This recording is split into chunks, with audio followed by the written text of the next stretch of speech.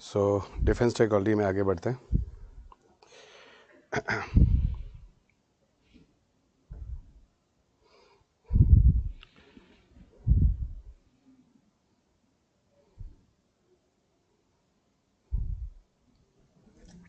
देखो, डिफेंस कर रहे थे और डिफेंस में हम लोगों ने कुछ चीज़ें देख ली थी, उसके आगे बढ़ते हैं।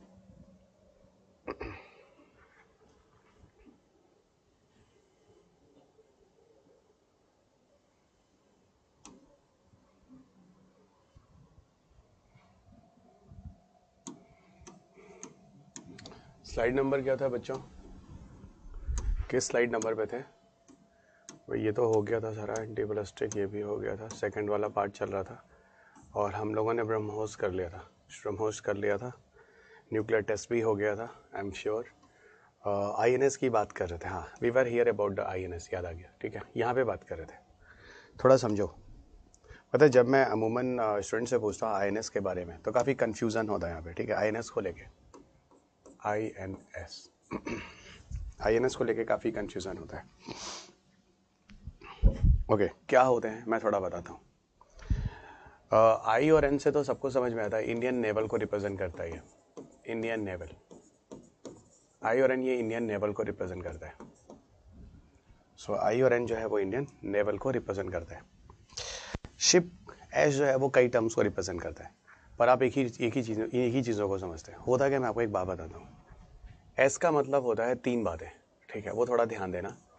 एक तो होता है शिप, इंडियन नेवल शिप, दूसरा होता है शिपयार्ड, और तीसरा होता है सबमरीन। याद रखना, ये सारी की सारी चीज़ें जो एक्चुअल में एज अ वारशिप होती है ना, ध्यान रखना, जो वारशिप होती है ना, उनके लिए बच्चों we people are using the term as INS। जैसे I hope you guys know very well, एक होता है प्लेन और एक होता है फाइटर प्लेन, वैसे होता है शिप, एक होता है वारशिप। पता है ये जो INS है ना, ये सारे के सारे वारशिप्स हैं। This INS are war, this INS are a kind of warship. INS जो है सारे के सारे वारशिप है, ओके। और INS में क्या हो जाता है, 3 चीज़ें आती हैं, Indian naval ship, Indian naval shipyard, Indian naval submarine. Okay, so इन तीनों को जोड़कर होता है INS, ये ध्यान रखना, ठीक है। तो ये सारी जो वार के लिए यूज़ में आती है, ठीक है, वारशिप मतलब जो वार के लिए आती है। यहाँ पर जो हम INS के बारे में हमने लिखा है ना, इसमें बिल्कुल परेशान मत होना। तरह 40-50 INS हैं, बिल्कुल कुछ भी मत देखना, अपना टाइम बर्बाद मत करना, ठीक है। हमें सिर्फ और सिर्फ INS में वो जानना होगा जिस साल न्यूज़ में होगा। लेकिन ना जनरल कंसेप्ट INS का क्या मतलब मैंने आपको समझा दिया, अब यू पीपल नेवर कंफ्यूज, ठीक है। अब देखो थोड़ा और आगे चलते हैं। ये देखो यहाँ पर जो INS है वो कई तरीके के, जो आपके सामने हमें दिखा रहा हूँ। एक आपको दिख रहा होगा as a frigates, see here guys, यहाँ पर कई चीज़ें हैं। एक हो गया एज अ फ्रीगेट्स, एक हो गया डिस्ट्रॉयर और एक हो गया एयरक्राफ्ट कैरियर। तो ये 3 तरह के INS, I hope you can get it. The one is a freight, दूसरा डिस्ट्रॉयर एंड तीसरा एयरक्राफ्ट कैरियर। याद रखना ये तीनों के तीनों वारशिप्स हैं, ठीक है। पर वारशिप में भी कुछ कैटेगरीज होती हैं। फ्रीगेट जो स्मॉल साइज के वारशिप होते हैं, डिस्ट्रॉयर जो लार्ज साइज के वारशिप होते हैं। अब स्मॉल साइज और लार्ज साइज किसके बेस पर डिफाइन होता है, ठीक है, किसके बेस पे डिफाइन होता है वो मैं आपको बताता हूँ। ये किसके बेस पे डिफाइन होता है, आप देख लो, वेट के बेसिस पर। जनरली जो बड़ा होगा उसका वेट भी ज़्यादा होगा, जिसका वेट कम होगा। तो ये फ्रिगेट जो होते हैं स्मॉल साइज ऑफ वारशिप होते हैं, ये लगभग 2000 से 5000 होते हैं। डिस्ट्रॉयर जो लार्ज साइज के वारशिप होते हैं, लगभग 5000 से 10,000 टन इसका वेट होता है। ओके, लगभग 5000 से 10,000 करीब टन इनका वेट होता है। ओके, तो ये ध्यान रखना, इससे ज़्यादा इनमें बहुत ज़्यादा एंटर करने की जरूरत है नहीं। और ये हैं दोनों के दोनों क्या, दीज आर द वारशिप्स। ये दोनों के दोनों हैं क्या, दीज आर द वारशिप। अब देखो अगला कंसेप्ट जिसे हम कहते हैं एयरक्राफ्ट कैरियर्स। एयरक्राफ्ट कैरियर क्या होते हैं? एयरक्राफ्ट कैरियर एक्चुअल में हम उनको बोलते हैं जिसकी मदद से, जो है ना, जिसके ऊपर एक्चुअल में कोई एयरक्राफ्ट कैरी करता है। मतलब ये पानी के अंदर पाए जाने वाले एक ऐसे INS होते हैं जिस पे कोई लैंडिंग हो सकती है, इस पर कोई टेक ऑफ हो सकता है। ओके, तो इस पर लैंडिंग और टेक ऑफ होता है, इसको हम कहते हैं एयरक्राफ्ट कैरियर करने वाला एक INS, ठीक है। तो आपने देखा होगा पानी के अंदर ऐसा एक रनवे होगा, जहाँ शिप होगा जो पे रनवे होगा, वो एक्चुअल में एक तरह के कैरियर ही होते हैं। ये जो एयरक्राफ्ट कैरियर्स के बारे में हम लोग यहाँ बात करने वाले हैं, एडमिरल गार्स्को, ठीक है। ये एडमिरल गार्स्को जो है, ये रशिया में बाकू के नाम से जाना जाता था और भारत में लाने का इसका नाम हमने कर दिया INS विक्रमादित्य। कुछ ही दिन में देखना आपको, 1 आध साल के अंदर आपको न्यूज़ मिल जाएगा। अब ये हमारे नेवी से भी डिकमीशन कर दिया गया। एक्चुअल में ये पहले भी पुराना ही था जो हमने रशिया से लिया था, पर हम रिवर्स इंजीनियरिंग करके इन चीज़ों को सीखना चाहते थे और फिर उसके हिसाब से अपने हिसाब से हम एक नया मॉडिफाई करके अपना INS बनाने की बात कर रहे थे, इसलिए ये ज़रूरी भी था, दिस एयरक्राफ्ट कैरियर। ओके, और यही हमारा INS विक्रमादित्य के नाम से जाना जाता है। अगर हम फाइटर प्लेन की बात करें, the different generation of fighter planes. Okay, बहुत सारे जनरेशन के फाइटर प्लेन्स हैं, इनमें से आपके सामने है फर्स्ट जनरेशन, सेकंड जनरेशन वगैरह। फिलहाल मैं आपको बताऊं, हमें इन जनरेशन के फाइटर प्लेन्स पे जाना ही नहीं, हमें तो वैसे जानना है अपने इंडिया के बारे में, हमारे पास कौन कौन से फाइटर प्लेन है। लेकिन मुझे फिर भी आपको कुछ फाइटर प्लेन्स बताने हैं जनरेशन के हिसाब से। ओके, जैसे एक MiG-21 है जो कि सेकंड जनरेशन में आता है, और ये जो MiG-21 का जो फाइटर प्लेन है जो सेकंड जनरेशन में आता है, 1950 से 1960s के बीच में दुनिया में ये फाइटर प्लेन्स थे जो सबसे ज़्यादा पॉपुलर थे। उस समय के जमाने वाले फाइटर प्लेन्स यही हुआ करते थे, और भारत आज भी MiG-21 को यूज़ करता है। MiG-21 एक इंटरसेप्टर कैटेगरी का फाइटर प्लेन होता है। यहाँ एक चीज़ मैं आपको बताता हूँ, MiG-21 जो है वो इंटरसेप्टर कैटेगरी का फाइटर प्लेन होता है। सो MiG-21 जो है वो इंटरसेप्टर कैटेगरी का फाइटर प्लेन होता है। So MiG-21 is what, it is an interceptor category of fighter planes. ठीक है, इंटरसेप्टर कैटेगरी का फाइटर प्लेन होता है। ठीक है, यानी कहने का मतलब है कोई अगर फाइटर प्लेन आपकी तरफ आता है तो उसके अगेंस्ट में यूज़ करने के लिए हम इसका यूज़ करते हैं। तो MiG-21 इंटरसेप्टर कैटेगरी का फाइटर प्लेन होता है। और आगे आपको लिए चलते हैं, पता है अभिनंदन इसी फाइटर प्लेन को लेकर जो पाकिस्तान की तरफ से जो फाइटर प्लेन इंडिया के अंदर आया था यूज़ करते हैं। ठीक है, यूज़ करते हैं, ये चीज़ भी थोड़ा सा ध्यान रखना। ठीक है, और हमें पाकिस्तान की तरफ से जो फाइटर प्लेन आया था वो फाइटर प्लेन आया था F-16, वो फाइटर प्लेन आया था F-16। ओके, तो यहाँ पे देखो, ये हम थोड़ा ना फोर्थ जनरेशन फाइटर प्लेन की बात करते हैं। फोर्थ जनरेशन फाइटर प्लेन में आता है F-16, यू पेपर रिमेंबर। यहाँ पे होती है बात F-16 के बारे में। ठीक है, और ये फोर्थ जनरेशन फाइटर प्लेन को ही हमारा सेकंड जनरेशन फाइटर प्लेन ने मार गिराया था, गॉट इट, उस टाइम में। ओके, 4 जनरेशन के बाद आपको थोड़ा सा मुझे 4.5 जनरेशन में एक चीज़ बतानी है। 4.5 जनरेशन में एक नई टेक्नोलॉजी इवॉल्व होती है, उसे हम कहते हैं स्टेल्थ टेक्नोलॉजी। स्टेल्थ टेक्नोलॉजी को हम एक्चुअल में लो ऑब्जर्वेबल टेक्नोलॉजी कहते हैं, और स्टेल्थ टेक्नोलॉजी की मदद से किसी भी फाइटर प्लेन या किसी भी सबमरीन्स को आप इनविजिबल कर सकते हैं। सो किसी भी फाइटर प्लेन या किसी भी सबमरीन्स को आप इनविजिबल कर सकते हैं किसी रडार और सोनार सिस्टम के सामने, ये चीज़ ध्यान रखिएगा। ओके, किसी रडार या सोनार सिस्टम के सामने। ओके, ये चीज़ें हो गई, हम स्टेल्थ टेक्नोलॉजी के नाम से जानते हैं। इससे कोई चीज़ रडार और सोनार सिस्टम के रेंज में नहीं आती। रडार वो होता है जो एयरबॉर्न ऑब्जेक्ट के लिए होता है, डिटेक्ट करने के लिए, और सोनार सिस्टम वो होता है जो वाटरबॉर्न ऑब्जेक्ट को डिटेक्ट करने के लिए होता है पानी के अंदर। ओके, अगर हम फिफ्थ जनरेशन फाइटर प्लेन की बात करें तो काफ़ी एडवांस जेट फाइटर जनरेशन्स होते हैं, स्टेल्थ टेक्नोलॉजी होती है इनमें, और हाईली इंटीग्रेटेड कंप्यूटर सिस्टम्स होते हैं। दुनिया में F-22 Raptor aircraft, 35 Sukhoi, Chengdu, J-20, सैंगॉन, ये जो इसराइल है, रशिया है, चाइना है, US है, ये वो कंट्री है जिनके पास fifth generation fighter plane already है। बट भारत के पास अभी तक फिफ्थ जनरेशन फाइटर प्लेन नहीं है, ये चीज़ ध्यान रखिएगा। India still have not the fifth generation fighter planes. अब हम चलते हैं न्यूक्लियर कैपेबल एयरक्राफ्ट की तरफ। ओके, अब हम लोग चलते हैं न्यूक्लियर कैपेबल एयरक्राफ्ट की तरफ। देखो, और ये सारे के सारे जो एयरक्राफ्ट हैं ना वो भारत के हैं, ये सारे के सारे भारत के हैं। सो न्यूक्लियर कैपेबल एयरक्राफ्ट क्या है, सुनो। ऐसा एयरक्राफ्ट जो एटम बम गिरा सकता है उनको हम न्यूक्लियर कैपेबल कहते हैं। तो भारत के ऐसे कौन कौन से फाइटर प्लेन हैं जिनसे हम एटम बम गिरा सकते हैं, है ना। अब चाहे वो किसी और कंट्री से लिया हो, चाहे वो हमारा हो, वो सारी लिस्ट यहाँ पे रखी हुई है। Sukhoi 30, Miraj, MiG-29, MiG-27, hoc और तेजस, ये सारे के सारे वो हैं जिसकी मदद से हम लोग एटम बम गिरा सकते हैं। और India have this type of fighter planes. MiG आप सबको पता है रशियन है, सुखोई आपको पता है रशियन है, मिराज फ्रांस का है, हॉक यूरोप का है, और तेजस जो है हमारा इंडिजिनस है। ओके, इंडिजिनस है। यहाँ पे देखो 2 फाइटर प्लेन्स के बारे में लिखा हुआ है जो थोड़ा ज़रूरी है, एक तो तेजस के बारे में और एक Su-30 के बारे में। ये दोनों फाइटर प्लेन इतने अच्छे हैं कि 3000 किलोमीटर तक बिना रिफ्यूलिंग कर उड़ सकते हैं, यानी डीप पेनिट्रेशन कर सकते हैं, एनिमी कंट्री में काफ़ी अंदर तक घुसकर बम गिराकर वहाँ से बाहर आ सकते हैं। ठीक है, तो इसके लिए ये क्वालिटी वाला हो गया। अधिक दूरी तक घुसकर भी वार करने वाला अगर फाइटर प्लेन की बात करें तो वहाँ तेजस और Su-30 उसकी कैटेगरी में आता है। तेजस भारत द्वारा बनाया गया एक्चुअल में एक ऐसा फाइटर प्लेन है जो न्यूक्लियर वेपन ले जा सकता है, और इंडिया द्वारा पहला बनाया गया। तो very simple guys, it is the first indigenous those can carry nuclear warheads. It is the first indigenous those can carry the nuclear warhead. ये थोड़ा सा ध्यान रखना, ये भारत द्वारा बनाया गया पहला ऐसा फाइटर प्लेन है जो कि एटम बम भी ले जा सकता है, it can carry the nuclear weapons. This is here guys. Okay, टुप्लो करके देखिए जो रशियन फाइटर प्लेन है, है ना, जो भारत ने लीज पर लिया, ये भी क्योंकि भारत R&D करके वो रिवर्स इंजीनियरिंग करके इन चीज़ों को सीखना चाहता है। ओके, इन चीज़ों को सीखना चाहता है। अब आपको लिए चलते हैं तेजस की तरफ। देखो तेजस जो है वो 4.5 जनरेशन का माना गया। Even Rafale also consider as 4.5 generation Rafale, ठीक है, ये भी ध्यान रखेगा, ठीक है। लाइट वेट है, multi role fighter power plane है, सिंगल इंजन है ताकि वेट ज़्यादा ना हो, लाइट कॉम्बैट एयरक्राफ्ट है, कम वेट का है, 1350 किलोमीटर पर आवर की स्पीड से चल सकता है। So it can move with the speed of 1350 kilometre per hour. यह second supersonic fighter manufacturing indigenous plane माना जाता है मारुत के बाद। तो मारुत एक पहला सुपरसोनिक फाइटर प्लेन था और दूसरा हमारा तेजस है। पर डिफरेंस ये है कि Marut are not able to carry the atom bomb, but हाँ Tejas can carry the atom bomb. यहाँ पर Tejas better than the Marut, एक ही एस्पेक्ट में बेटर है। और एक बात और बताऊँ, 1350 kilometre per hour just 332 metre per second से थोड़ा ज़्यादा हुआ है ना, यानी 1200 किलोमीटर पर आवर अगर है तो वो चीज़ सुपरसोनिक को टच कर जाती है, उससे थोड़ा सा ऊपर हम आते हैं। यानी सुपरसोनिक में भी ऐसा नहीं कि बहुत हाई फाई स्पीड है, जस्ट हम टच कर रहे हैं 1 मैक से थोड़ा ऊपर।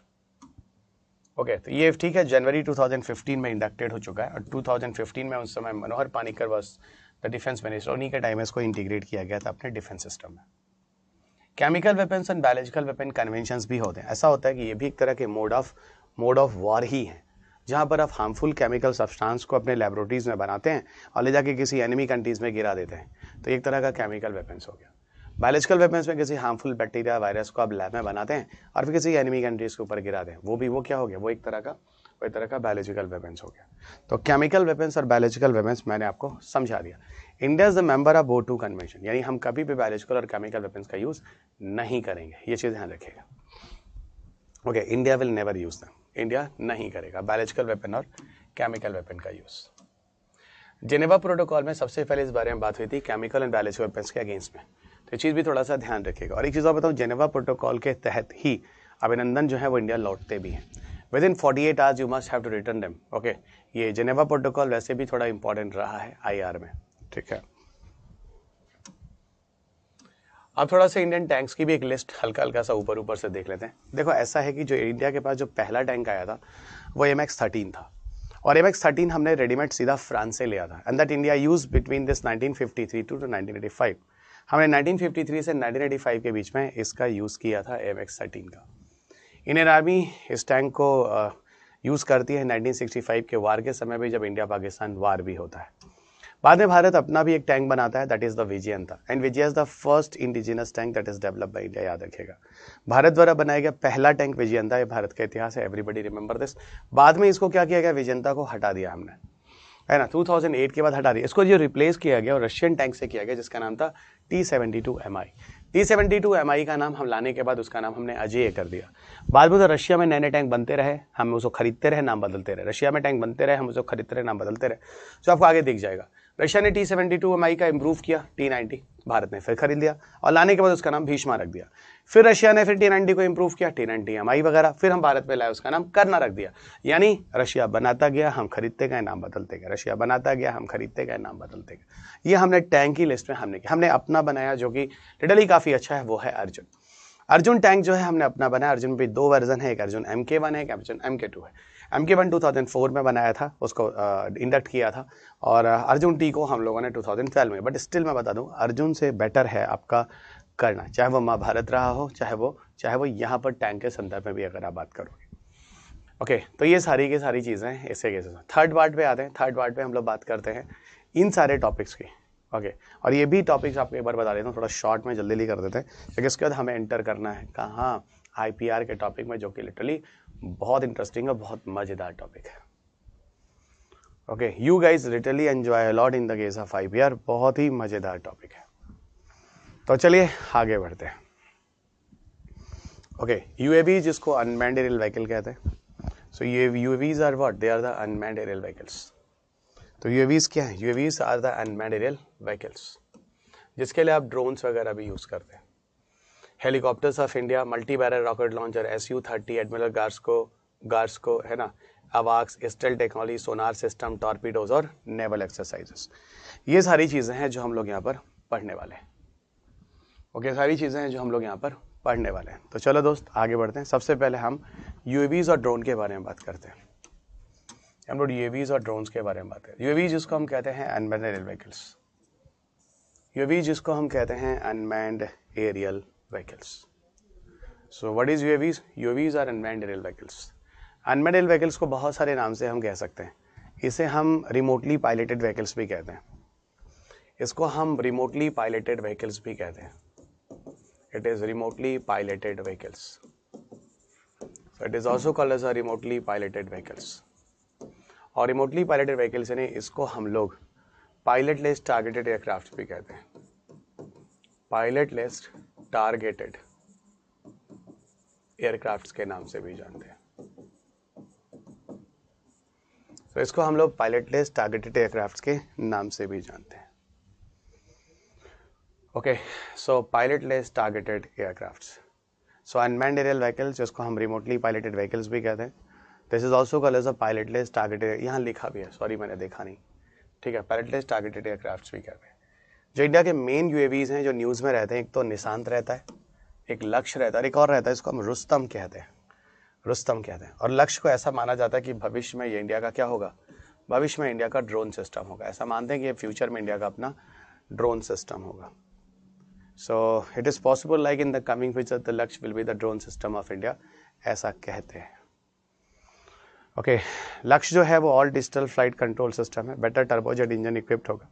निशान जो है वो शॉर्ट रेंज यूएवी माना जाता है, ऐसा कहा जाता है इंडियन नेवी वगैरह में ये यूज़ किया जाएगा, और पैरामिलिट्री फोर्सेस वाले इसको यूज़ करेंगे। लक्ष्य में ऐसा कहा जाता है इसमें हम स्टेल्थ टेक्नोलॉजी लगा के इसे हम ड्रोन बना देंगे।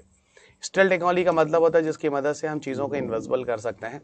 तो हो सकता है इस तरह की चीज़ें भविष्य में आपको लक्ष्य के रूप में भारत में देखने को मिले।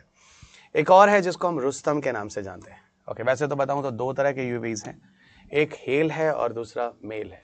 हेल जिसको कहते हैं हाई एल्टीट्यूड लॉन्ग एंड्योरेंस, और मेल जिसको कहते हैं मीडियम एल्टीट्यूड लॉन्ग एंड्योरेंस।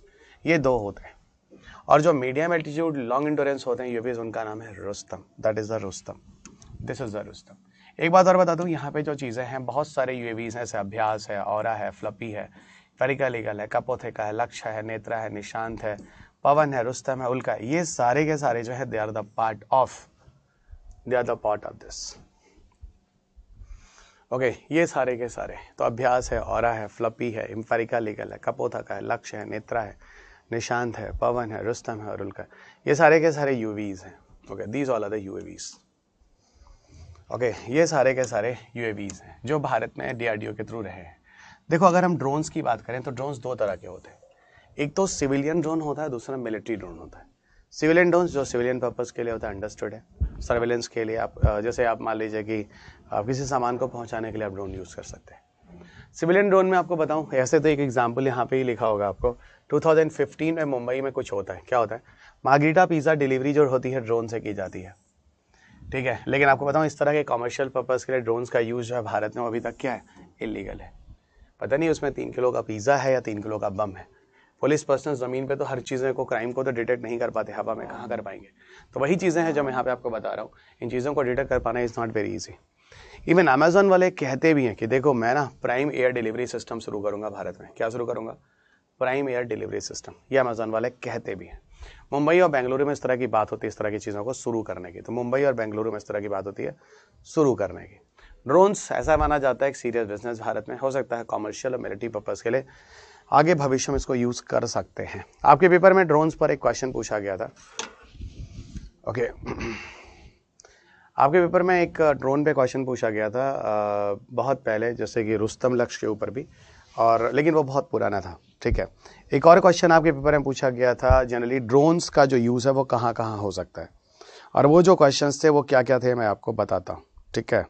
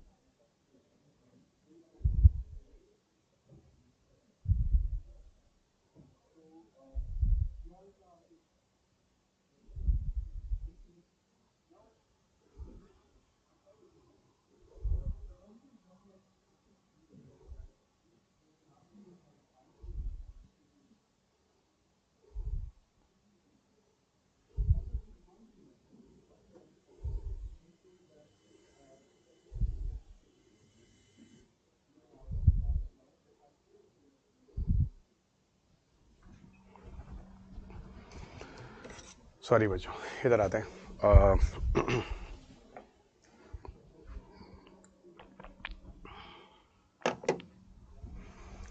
सो ये हो गया प्राइम एयर डिलीवरी सिस्टम के बारे में बात कर रहे थे, ठीक है।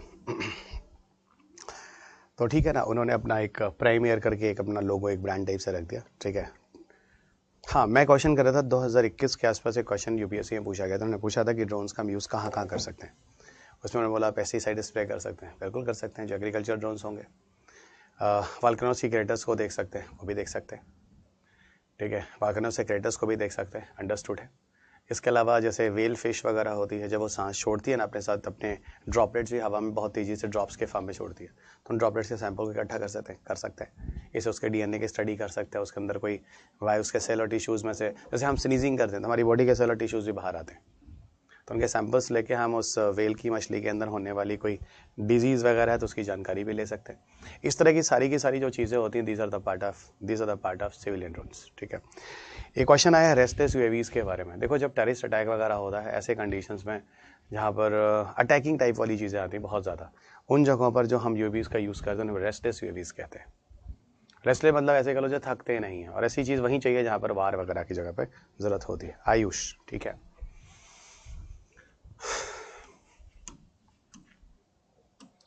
मिलिट्री ड्रोन्स में 1999 में एक यूज़ किया गया था इंडिया ने, लेकिन इसराइल के लिया हुआ एक यूएवीज़ था कैनबरा PR-57 जो इंडिया ने उस समय यूज़ किया था, पर फिर भी वो उतना अच्छा था नहीं, ठीक है, उस लेवल का। कुछ हेलीकॉप्टर्स की लिस्ट है जो आप देख लो एक बार, जैसे रुद्रा है, कामव है, ध्रुव है। कामव एक है जो रशियन है, बाकी सब इंडियन से दिख रहे हैं। और जो हेलीकॉप्टर्स है वो अलग अलग कैटेगरी हैं, अटैकिंग हेलीकॉप्टर है, यूटिलिटी हेलीकॉप्टर है ना, इस तरह की चीज़ें हैं। चीता लेंसर, इसमें चीतल जो है वो यूटिलिटी है, लेंसर जो है काउंटर इंसर्जेंसी, इस तरह की चीज़ें हैं। चेतन जो है यूटिलिटी हेलीकॉप्टर है, इस तरह की चीज़ें हैं, ठीक है। तो इसमें 3 टर्म्स जो लिखे उनका मतलब क्या था बताता हूँ। जैसे यूटिलिटी हेलीकॉप्टर का मतलब होता है जैसे कि अपने पर्पस के लिए, आप किसी सामान को पहुंचाने के लिए, या फिर कहीं बाढ़ आ गया है वहाँ पे लोगों को बचाने के लिए निकाल के लाना है, वहाँ यूटिलिटी होता है। काउंटर इंसर्जेंसी जहाँ पे कहीं अटैक होता है वहाँ पर आप करना चाहते हैं, ठीक है। अटैक मतलब किस तरह का, कहीं नक्सलाइट अटैक हो जाता है, कहीं पर टेररिस्ट अटैक हो जाता है, तो वहाँ के लिए जो होता है उसे हम काउंटर इंसर्जेंसी कहते हैं। उसके अलावा जैसे कि एक और था वार के लिए, तो आप समझ ही रहे उसमें कोई दिक्कत ही नहीं है ना, जो अटैक कर सकते हैं, फाइन। ये 3 के 3 थे जो मैंने आपको समझा दिया। एक रॉकेट लॉन्चर था जो पहले बड़ा पॉपुलर हुआ था, जिसको हम क्या नाम है, पिनाका के नाम से जानते थे। इसको भी हमने कारगिल के टाइम में बहुत ज़्यादा यूज़ किया। इसका पूरा नाम है multi barrel rocket launcher. Pinaka को मल्टी बैरल रॉकेट लॉन्चर के नाम से जानते हैं। Pinaka itself is a complete name, but technical भाषा में इसका MBRL या मल्टी बैरल रॉकेट लॉन्चर कहते हैं। क्या होते हैं मल्टी बैरल रॉकेट लॉन्चर? एक साथ हम कई सारे मिसाइल्स को इस पर लोड कर सकते हैं और कई डायरेक्शन में भेज सकते हैं। ओके, पिनाका जो है as a multiple rocket launcher system है जो DRDO ने बनाया था। इसकी डिस्टेंस 39 to 40 है, लेकिन 80 किलोमीटर तक जाता है, ऐसा माना जाता है। कारगिल वार के समय में इसकी बड़ी ज़रूरत पड़ी थी क्योंकि हिली एरियाज़ में हमें फाइट करनी थी। ये मोड की ज़रूरत नहीं है, किस मोड में चलता है। SU-30 एक फाइटर प्लेन है जो इंडिया ने रशिया से लिया है, जिसमें 2 इंजन लगे हैं, मल्टी रोल होता है, बहुत सारे ऑपरेशन में यूज़ किया जा सकता है। सुखोई एविएशन कॉर्पोरेशन करके कंपनी है जिसने इसको बनाया है। All weather, air to air, air to surface जो भी है यहाँ पे यूज़ किया जा सकता है सुखोई को। अवाक सिस्टम जो है वो एयरबॉर्न वार्निंग और कंप्यूटेशनल सिस्टम है। ओके, यहाँ पे फल्कन है जो कि हमने अवाक सिस्टम है जो इजराइल से लिया है। और फल्कन एक बहुत ही एडवांस तरीके का अवाक सिस्टम है। जैसे हम लोग इंडिया में जनरली रडार कहते हैं, ये भी रडार कहते हैं, पर इनके बाद जो रडार एक अलग ही कैटेगरी का होता है, उनके लिए जिस टर्म का यूज़ करते हैं वो अवाक कहते हैं। अवाक का मतलब होता है airborne warning and computational system. ये बहुत ही इंटेलिजेंट टाइप के रडार होते हैं। जैसे जल्दी मैं आपको एक बात बताता हूँ। फिलहाल दुनिया में तो ये सिर्फ 3 लोगों के पास है। एक तो जिसने बनाया है इजराइल, दूसरा चिली और तीसरा भारत। इसके बारे में एक बात बताता हूँ। जनरली जब कोई फाइटर प्लेन्स हमारे एनिमी कंट्रीज़ में घुसते हैं तो किस कंडीशन में घुसते हैं, या हमारे अंदर भी कोई आता है कोई एनिमी कंट्रीज और फाइटर प्लेन, तो कब घुसना पसंद करता है? एक जब वेदर अच्छा नहीं होता, क्योंकि जब वेदर अच्छा नहीं होता तो हमारे रडार सिस्टम अच्छी तरह काम नहीं करते, और जब रडार सिस्टम अच्छी तरह काम नहीं करते तो इनका लोकेशन हवा में पता कर पाना इज नॉट ईजी टास्क, पहली चीज़। और दूसरा, जब भी कोई फाइटर प्लेन, अगर आपने कभी मूवी देखी होगी, जब वो आता है किसी एनिमी कंट्रीज पर अटैक करने तो बहुत नीचे से आता है, क्योंकि रडार तो ऊपर की चीज़ों को डिटेक्ट करता है ना, तो बहुत नीचे से आने पर इनका लोकेशन फिर आइडेंटिफाई नहीं होता है, इन्हें हम फिर आइडेंटिफाई नहीं कर सकते। तो ये कुछ चीज़ें हैं जो मैं आपको बता रहा हूँ। ओके, इन सारी की सारी केसेस में फाल्कन जो है वो बहुत ही बेहतरीन है। Falcon is the best in all these cases. तो यहाँ पर फाल्कन बहुत ही बेहतरीन होगा और इन सब केसेस में बहुत अच्छी तरीके से काम करेगा। तो वही फाल्कन है जो मैं आपको यहाँ पर समझा रहा हूँ। ओके, तो काफ़ी अच्छा है इस तरह के फाल्कन वगैरह की चीज़ें अगर आपके इंडिया के पास हैं तो लिटरली ये काफ़ी अच्छी बात है हमारी सेफ्टी और सिक्योरिटी के लिए। इवन पाकिस्तान और चाइना बहुत दिन से अब ये डिमांड भी कर रहे हैं, लेकिन अभी तक उनको ये चीज़ें नहीं दी गई हैं। ठीक है, स्टेल टेक्नोलॉजी जो है लो ऑब्जर्वेबल टेक्नोलॉजी भी कहते हैं। Stealth technology also called as a low observable technology. So stealth technology also called as a low observable technology. ठीक है, इसमें जरा देखना, लो ऑब्जर्वेबल टेक्नोलॉजी के केस में ये ऐसी टेक्नोलॉजी होती है जिससे किसी रडार सिस्टम और सोनार सिस्टम के रेंज में कोई भी फाइटर प्लेन या कोई सबमरीन्स आइडेंटिफाई नहीं होती है। ठीक है, और स्टेल टेक्नोलॉजी बहुत ही खतरनाक हो सकती है। इसके बारे में आप लोगों ने 4.5 जनरेशन के फाइटर प्लेन के बारे में भी देखा था, वहाँ पे भी स्टेल टेक्नोलॉजी को यूज़ किया गया। स्टेल टेक्नोलॉजी कैसे काम करती है उसके दो तरीके दिए गए, एक नॉन मेटेलिक एयर फ्रेम और दूसरा रडार एब्जॉर्बिंग मटेरियल की मदद से। क्या होता है चीज़ें हम आपको समझाते हैं। मान लो दोस्त, ये एक फाइटर प्लेन है, suppose this is the fighter plane, ये एक फाइटर प्लेन, ओके, ये फाइटर प्लेन है और ये आपका एक रडार सिस्टम हो गया। What is it? It is a radar system. Radar system से कौन से वेव्स निकलते हैं? रेडियो वेव्स निकलते हैं।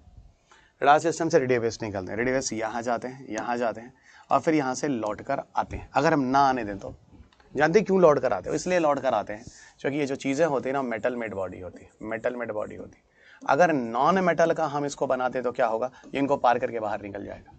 और या फिर इनके सरफेस पे हम रडार एब्जॉर्बिंग मटेरियल लगा दें तो जो रडार के रेडियो वेव्स होते हैं उनको एब्जॉर्ब कर लेते हैं, फिर वो लौट के नहीं आते, तो ऊपर के ऑब्जेक्ट के बारे में पता नहीं चलता है। ऐसे केस में ऊपर के ऑब्जेक्ट के बारे में पता नहीं चलता है। ऐसे केस में ऊपर के ऑब्जेक्ट के बारे में पता नहीं चलता है। तो ये सब कुछ चीज़ें हैं जो थोड़ा सा यहाँ पे ध्यान रखिएगा। ओके, सब कुछ चीज़ें हैं जो यहाँ पर ध्यान रखिएगा। तो ये हो गया। अच्छा, तो एक नॉन मेटेलिक एयर फ्रेम आपको समझा दिया, दूसरा रडार एब्जॉर्बिंग मटेरियल के बारे में आपको समझा दिया। एंटी सैटेलाइट वेपन्स और इंटरसेप्टर में आपको पहले भी समझा चुका हूँ। यहाँ पे कुछ सोनार सिस्टम के नाम दिए हैं, थोड़ा वो भी बता देता हूँ। सोनार सिस्टम जो होते हैं वो किसकी मदद से काम करते हैं? अल्ट्रासोनिक साउंड वेव्स की मदद से, सबको पता है। They are working with the help of ultrasonic sound waves. They are working with the help of ultrasonic sound waves. तो सोनार सिस्टम जो होता है वो अल्ट्रासोनिक साउंड वेव्स की मदद से काम करता है। बहुत सारे सोनार सिस्टम है, अफ्सा है, हुम्वद है, हुम्सा है, नगन है, पंचेंद्रिय, ये सारे के सारे हैं जो यहाँ पर काम करते हैं। Okay, sonar system ultrasonic sound waves की मदद से जो काम करते हैं। ठीक है, वैसे अल्ट्रासोनिक साउंड वेव्स में एक और चीज़ बता दूं, वैसे तो वाटर बॉर्न बॉडी के लिए, ऑब्जेक्ट के लिए यूज़ होता है, लेकिन यहाँ पर एक ऐसा सोनार सिस्टम है जो एयर बॉर्न ऑब्जेक्ट को भी डिटेक्ट करता है, जिसको हम कहते हैं मेहर। है ना इंटरेस्टिंग सोचने की बात, एक एक्सेप्शन हो गया। एक ऐसा सोनार सिस्टम जो एयर बॉर्न ऑब्जेक्ट को भी डिटेक्ट करता है, उसका नाम है मेहर। सो काइंडली रिमेंबर दिस, मेहर। टॉर्पिडोज क्या है? देखो, एक्चुअल में जब ज़मीन के ऊपर की जो चीज़ होती है ना, उन्हें मिसाइल्स कहते हैं। ज़मीन के ऊपर की चीज़ों को क्या कहते हैं? मिसाइल्स कहते हैं, जो वार के लिए यूज़ किए जाते हैं। और जो अंडर वाटर चीज़ें होती हैं उन्हें हम टॉर्पिडोज कहते हैं। तो टॉर्पिडोज एक्चुअल में क्या होता है? Torpedoes are under water missiles.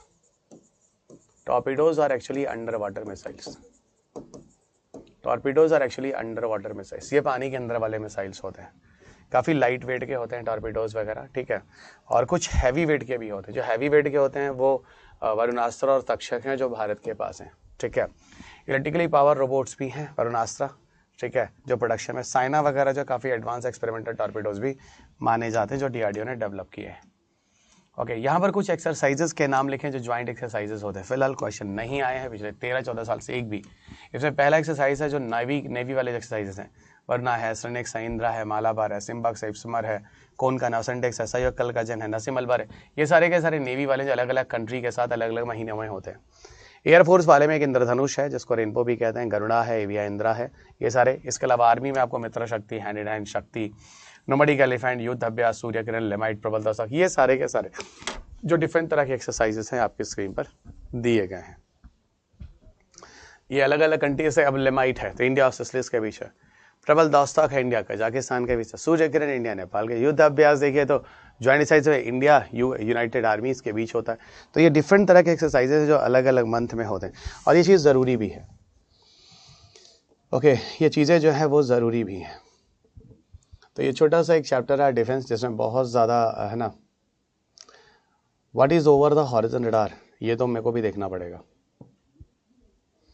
AWACS system also work with the help of radio waves. What is the over the horizon radar? Over the horizon radar तो मुझे भी देखना पड़ेगा, कहाँ से मुझे over the horizon radar, horizon radar नहीं समझ आ रहा, क्वेश्चन ही नहीं समझ आ रहा पार था, कहाँ पढ़े हो एक बार जरा ये आर्टिकल में शेयर करना। ओवर द हॉरिजन कैसे बता दूँ? Over the horizon. अगले टॉपिक पे आते हैं, that is very very interesting, और इस पे क्वेश्चंस भी हैं। It's not in the prelims, even prelims और मीन्स दोनों में क्वेश्चन रहते हैं, जिसका नाम है IPR। और ये टॉपिक लिटरली बहुत मज़ेदार है, इसलिए मज़ेदार है कि बहुत सारे डिस्कशंस भी होने वाले हैं और आप यहाँ बहुत कुछ जानने वाले भी हैं। देखो एक बात और आपको बता दूँ, कुछ चीज़ें हैं जो जान लो। IPR के बाद जो सिलेबस है मुझे पढ़ाना है वो क्या क्या रह जाता है। देखो एनर्जी मैंने पढ़ा दिया आपको, एनर्जी डन। स्पेस आपको करा दिया, डन। इंफॉर्मेशन कम्युनिकेशन टेक्नोलॉजी करा दिया, डन। डिफेंस करा दिया, डन। अब आपको लिए चलते हैं IPR की तरफ, इंटेलेक्चुअल प्रॉपर्टी राइट की तरफ। इंटेलेक्चुअल प्रॉपर्टी राइट्स के बाद हम लोग AI करेंगे, रोबोटिक्स करेंगे और नैनो करेंगे, ठीक है। ICT में मैंने आपको साइबर सिक्योरिटी के सारे पार्ट भी करा दिए, जहाँ जहाँ जो जो क्वेश्चंस पूछे गए हैं और पूछे जा सकते हैं, ये भी करा दिया। AI रोबोटिक्स नैनो के बाद एक टॉपिक बचता है जिसे हम कहते हैं पार्टिकल फिजिक्स, एक टॉपिक बचता है जिसे हम कहते हैं पार्टिकल फिजिक्स, और दूसरा बचता है मिसलेनियस, जिसे हम कहते हैं मिसलेनियस। तो आगे के जो लेक्चर्स हैं वहाँ पर हम एक एक दिन में एक एक लेक्चर्स को मान के चलते हैं, इतनी चीज़ें और हमें करनी, हमारे सिलेबस खत्म हो जाएंगे। तो आज हम चलते हैं IPR की तरफ। Okay, so now you come into the discussion of IPR। Okay, so अगला टॉपिक है जिसे हम कहते हैं IPR। IPR means intellectual property rights. तो IPR जिसे आप कहते हैं इंटेलेक्चुअल प्रॉपर्टी राइट्स। ओके, चले इंटेलेक्चुअल प्रॉपर्टी राइट्स यहीं से शुरू करते हैं।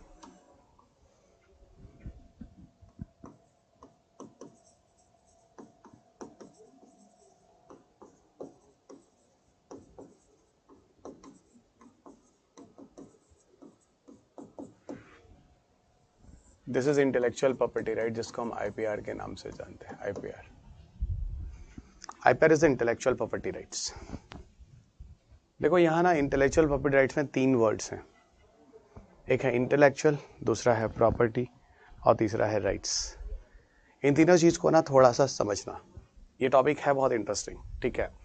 इंटेलेक्चुअल जो टर्म है ना, ये जो इंटेलेक्चुअल टर्म है, ये आपके ब्रेन को रिप्रेजेंट करता है, ये आपके ब्रेन को रिप्रेजेंट करता है। प्रॉपर्टी जो होती है ना, वो आपकी अपनी एसेट होती है ना, ओन एसेट होता है। और राइट तो आप समझते हैं, आपको आपका हक दिया जाता है। राइट तो आप समझते हैं, राइट क्या होता है? आपका अपना हक दिया जाता है। तो राइट क्या होता है? आपको अपना हक दिया जाता है। तो ये हो क्या गया? इंटेलेक्चुअल प्रॉपर्टी राइट्स, यानी ये एक ऐसी चीज होती है जो आपके ब्रेन की क्रिएटिवनेस होती है, जो आपकी ब्रेन क्रिएटिवनेस होती है। उस ब्रेन क्रिएटिवनेस में आपको आपका प्रोटेक्शन, आपको आपका राइट दिया जाता है। यानी आपके ब्रेन की एक उपज है ये, आपके ब्रेन ने जो चीज़ें जनरेट की है ना, उसके बेसिस पर आपका वो एसेट हो गया और उस एसेट पे आपका हक दिया जाता है। कोई भी उसके साथ कोई डिस्क्रिमिनेशन नहीं करेगा, वो आपका है, वो आपका है। और इसी को हम कहते हैं intellectual property rights. It is a kind of brain creativeness where you are getting your own rights. So it is a brain creativeness where you are getting your rights. So आपके ब्रेन क्रिएटिवनेस पर आपको दिया गया जो हक है वो आपकी उपज है, आपने उसको जनरेट किया है, उसको इंटेलेक्चुअल प्रॉपर्टी राइट्स के नाम से जानते हैं। और सुनो, ये बहुत ज़रूरी था। अगर ये चीज़ें नहीं होती तो आज इंडस्ट्रीज नहीं होती, आज इकोनॉमी नहीं होती, और आज इतनी सारी जो सुविधाएं हैं ना जो आपको मिल रही हैं वो नहीं होती, क्योंकि उसके लिए लोग कभी रिसर्च एंड डेवलपमेंट नहीं करते और मेहनत करके नई चीज़ नहीं बनाते। आप मुझे सिर्फ कुछ चीज़ों का आंसर दो, डिस्कशन में इस टॉपिक को मैं लेता हूँ। बोला ना टॉपिक ज़्यादा मज़ेदार है। आप मुझे सिर्फ एक बात बताओ, आप सबको पता है मेरी किताब आती है ना, एक नहीं 2 किताबें आती है ना, 2 किताबें आती हैं, एक साइंस एंड टेक की आती है और दूसरा इन्वायरमेंट की आती है। दोनों मैकग्रा हिल में पब्लिश होती है। दोनों की नई एडिशन भी आने वाली है, पीटी के बाद नया एडिशन भी मिल जाएगा। आपको पता है ये दोनों की दोनों जो किताबें आती हैं, जरा समझना, ये दोनों की दोनों जो किताबें आती हैं, ये किताबें तो मार्केट में आ चुकी हैं। तो आप तो सीधा इस किताब को टाइप कर लो और टाइप करने के बाद किताब को मार्केट में छाप के बेचो। सुनो, नहीं कर सकते, कॉपीराइट वायलेशन है, अंदर हो जाओगे। किताब को मार्केट में आने के बाद उसका कंटेंट तो हर कोई देख रहा है ना, तो कोई भी छाप सकता है। यही तो मैं कह रहा हूं, नहीं छाप सकता है। यही तो मैं आपको कह रहा हूं कि नहीं छाप सकता है। छापेगा तो अंदर हो जाएगा। अगर छापेगा तो फिर मैकग्रा हिल इतने पैसे लगाकर या मैं अपनी एनर्जी लगाकर किताब क्यों लिखाऊंगा? अगर हर कोई उस किताब को टाइप करके छापने लगेगा, इसका सीधा मतलब है कि अब मैं अच्छी किताबें नहीं लिखूंगा। और जो मैकग्रा हिल उस किताब को छापने के लिए सैकड़ों करोड़ रुपए लगाती है, पूरे शहर पूरे इंडिया तक उसको डिस्ट्रीब्यूट करती है, वो भी अपनी कंपनी बंद करके सड़क पे आ जाएगा। और अल्टीमेटली नुकसान किसको होगा? आप कंज्यूमर को, क्योंकि अच्छी गुणवत्ता वाली चीज़ें, जो क्वालिटी वाली चीज़ें होंगी वो मार्केट में आएंगी नहीं। सर हिसाब से तो फिर गलत हो गया, हमें ओरिजिनल बुक लेनी चाहिए। थैंक गॉड आप समझ गए। मैंने क्या बोला? थैंक गॉड आप समझ गए।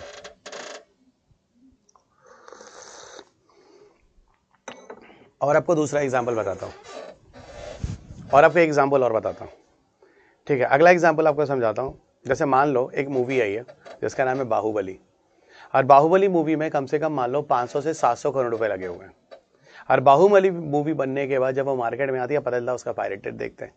सुनिए, उसका जो प्रोड्यूसर है ना, जिससे इतने करोड़ रुपए लगाकर ये एनिमेशन, ये वीडियोस, क्या क्या चीज़ें उसमें एडिटिंग क्या क्या की हैं, तो उसका पैसा खर्च हुआ है, अगली बार ना वो इतने पैसे नहीं लगाएगा, जो सब पता है वो सड़क पे आ जाएगा इतने पैसे लगाने के बाद। Everybody clear? तो वहाँ पे क्या हो रहा है? वहाँ पे भी क्या है? It is a kind of IPR protections. यहाँ पे भी आपको IPR प्रोटेक्शन मिलना चाहिए उसका, नहीं तो मूवी की पायरेसी चलेगी और उस तरह की मूवी आपको अल्टीमेटली इफेक्ट किसको पड़ा? कंज्यूमर को पड़ा। मान लो एक कंपनी है, रेनवैक्सी है, सिप्ला है, डॉक्टर रेड्डीज है, ये सारी कंपनियों ने एक दवा बनाई है ना। दवा को बनाने के बाद आप सब जानते हैं इसका पेटेंट किया जाता है ना। और उसके बाद उस दवा को, लेकिन अब बताओ कोई भी दवा मार्केट में आने के बाद अब तो कोई भी उसको बना सकता है ना। उसका केमिकल टेस्टिंग कर दीजिए, इंग्रेडिएंट चेक कर लीजिए, उन इंग्रेडिएंट्स के सॉल्ट को मिलाकर दवा बना लीजिए। लेकिन सुनो, क्यों नहीं बनाते? इसलिए नहीं बनाते क्योंकि वो भी क्या है? वो भी एक IPR का वायलेशन है। और वो भी इसलिए ज़रूरी है, अगर मान लो जिस कंपनी ने दवा बनाने में इतने सारे टाइम, इतने सारे पैसे बनाए और अंत में जाकर ये दवा बनाई है कल को उस कंपनी को अगर अच्छा खासा फाइनेंशियल लॉस हो गया तो बताओ अगली बार कंपनी कभी उस लेवल पर इन्वेस्ट करके दवा बनाएगी? कभी नहीं बनाएगी। यही चीज तो मैं आपको कह रहा हूं। और अल्टीमेटली कौन सफर करेगा? आप एज अ कंज्यूमर, आपको नुकसान होगा। मैंने आपको IPR बहुत बढ़िया से समझा दिया, A to Z। यहाँ जितनी भी चीजें हो सकती थी बहुत बढ़िया से मैंने समझाया है। बाकी आपका रिस्पॉन्स ही आना बाकी रह गया बस। मैंने आपको बहुत बढ़िया समझा दिया कि IPR क्यों इतना ज्यादा जरूरी है, IPR का protection, why it is very very important. ठीक है, इससे इकोनॉमी ग्रो करती है ना। जो रिसर्च एंड डेवलपमेंट लगातार होते हैं उनको अगर प्रोटेक्शन मिलता है, और IPR ये सारे के सारे राइट, ये सारे के सारे प्रोटेक्शन देती है। ओके, ये सारे के सारे प्रोटेक्शन आपको देती है। फाइन, इधर आओ। थोड़ा सा है ना, मैं आपको इस PPT की तरफ लिए चलता हूँ। धीरे धीरे इस PPT के लाइंस को आपको समझाता चलता हूँ, आप समझते चले। ये PPT भी आपको कल दे दी गई थी, पीछे की क्लास में आपको दी गई थी। IPR है क्या? तो देखो, सीधी सीधी भाषा में एक इंटेलेक्चुअल प्रॉपर्टी, जो ब्रेन की क्रिएटिवनेस है, उसके कलेक्शन ऑफ आइडियाज, जो कॉन्सेप्ट्स होते हैं, उनको प्रोटेक्शन दिया जाता है as a form of trademark, as a form of copyright, patent, और इसके अलावा और भी चीजें आती हैं।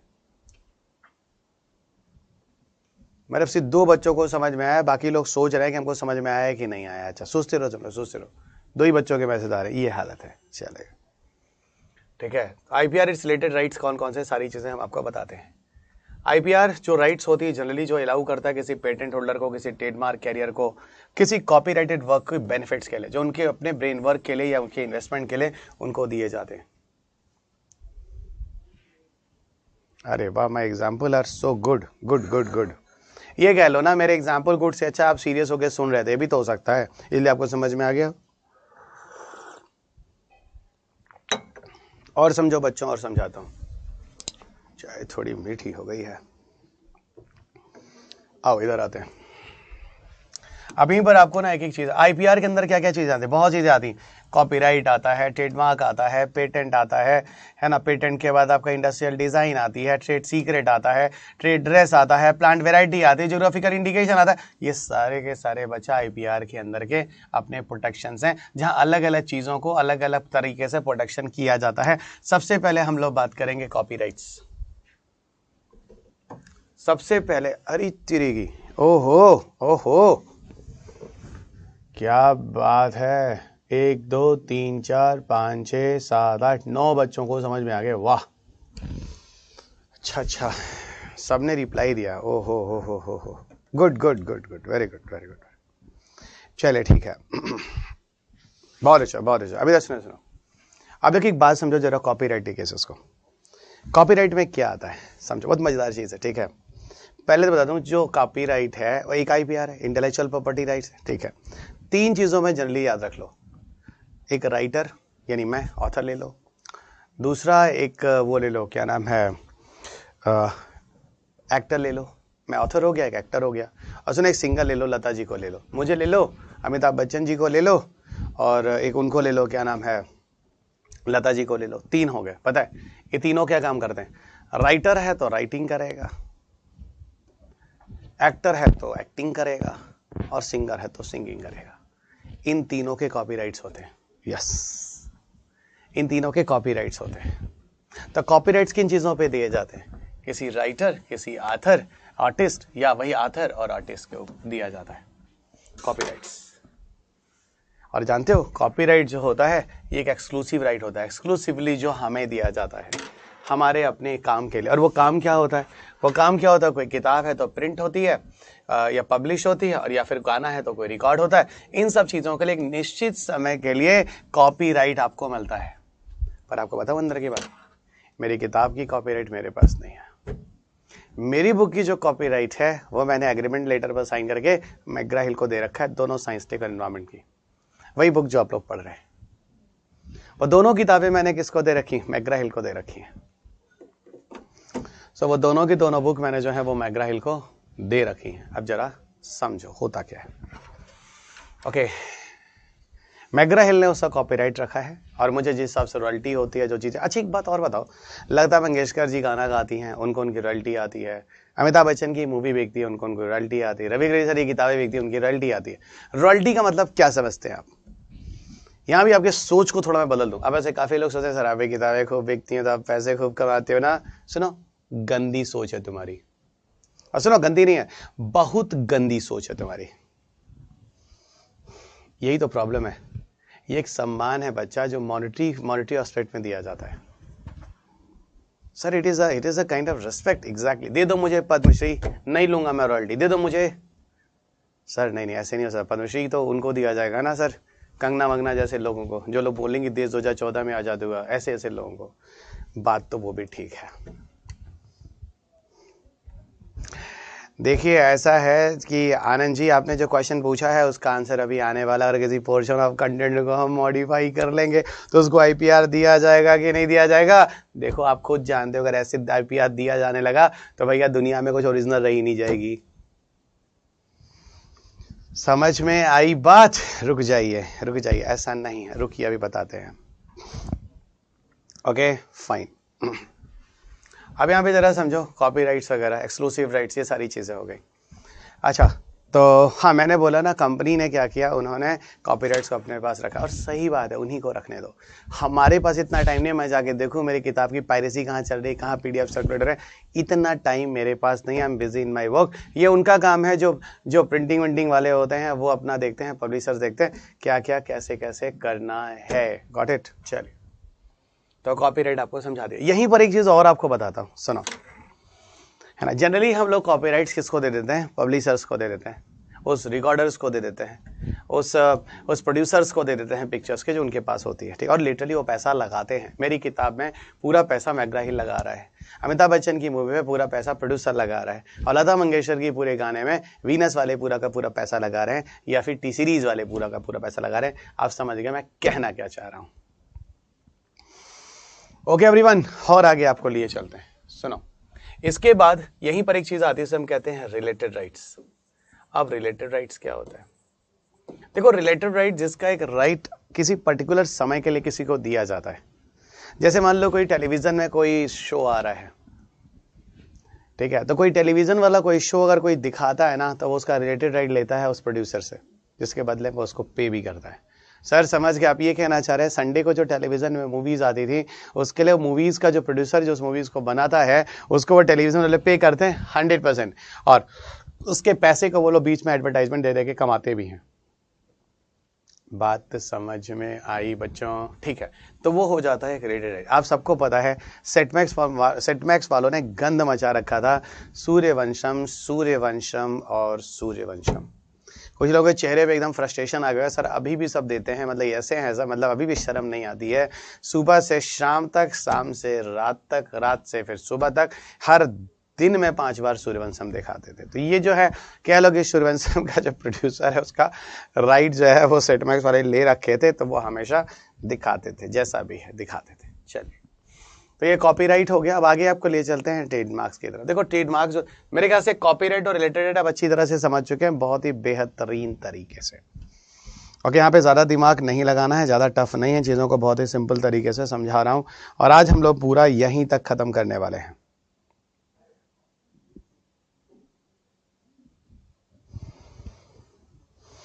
हाँ,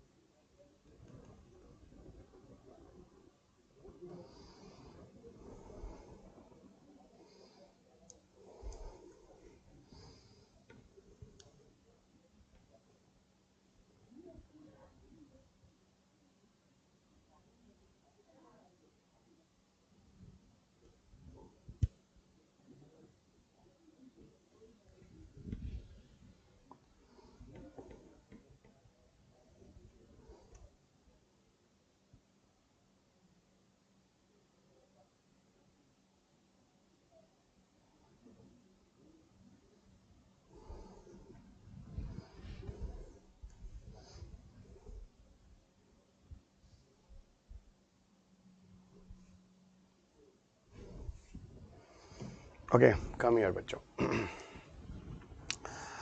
कॉपीराइट हो गया, रिलेटेड राइट हो गया। सर इफ IPR क्या लिखा है बच्चा? Sir if IPR is a matter of great concern then how, क्या लिखा है sir? If sir if some portion of the contents are modified and publish, ये तो हो गया। अरे ये हटा दिया, डिलीट कर दिया। Sir if IPR is a matter of great concern then how reverse engineering is done? Even you said that India is going to produce some more reverse engineering products in defense technology. सुब्बत भरवा, देखो question तो बहुत प्यारा है, ठीक है। तो भारत ये थोड़ी ना कह रहा है रिवर्स इंजीनियरिंग करके वो हमारी कॉपीराइट है। भारत तो सिर्फ उनकी चीज़ों को खोल खाल के सीख रहा है ना, अपना बना रहा है। और सुनो, वो कंट्री है कौन? रशिया, जिसको तुमसे प्रॉब्लम नहीं है। और सुनो, रशिया तुमको दे कौन सा रहा है? तुम क्या सोच रहे हो बहुत हाई फाई दे रहा है क्या? वो जो रशिया में एक्सपायर हो चुका है, तो तुम बनाओ ना रिवर्स इंजीनियरिंग करके। तुम्हारे पास तो उसका एक्सपायरी भी नहीं है जो रशिया के पास है, तो ऐसे केस में तो रशिया को ऐसे भी ऑब्जेक्शन नहीं है। ले जाओ ले जाओ ले जाओ ले जाओ। थोड़ा समझना, डिफेंस से केस में आंसर ये है जो मैंने आपको दिया, बड़े मैच्योर तरीके से समझना जिन स्टेटमेंट को मैंने बोला है। Dear sir can you give us the some mains question for practice? Spandan Roy, अच्छा मेंस क्वेश्चन दे फॉर प्रैक्टिस चाहिए। मैं ऐसा करूँगा, आपको टीम है ना हमारी जो कंटेंट टीम है, उससे आप ले लो। हम लोग एक क्वेश्चन पेपर देते तो हैं, वो कई हज़ार क्वेश्चन वाली सीरीज होती है, उसमें से ले लो, उसमें से लगा लो। बहुत अच्छी क्वेश्चन उसको मैंने देखे भी हैं, वो तभी याद आ रहा है, आपके इंस्टीट्यूशन में दिया जाता है। Sir you McGraw Hill have a copyright of your science and tech book, then how KSG give us this book? ओहो देखिए पास साहब, बवाल मत कीजिए आज, है ना, ठीक है, बवाल हो जाएगा, ऐसे क्वेश्चंस के आंसर ना तो मैं दूंगा ना तो आप सुनिए, ठीक है। चलिए, फालतू बात नहीं, पार्थक आंसर मैंने दे दिया, ओके। ये ऐसे क्वेश्चन है जिसका आंसर मैं खुद नहीं दे सकता। चलिए,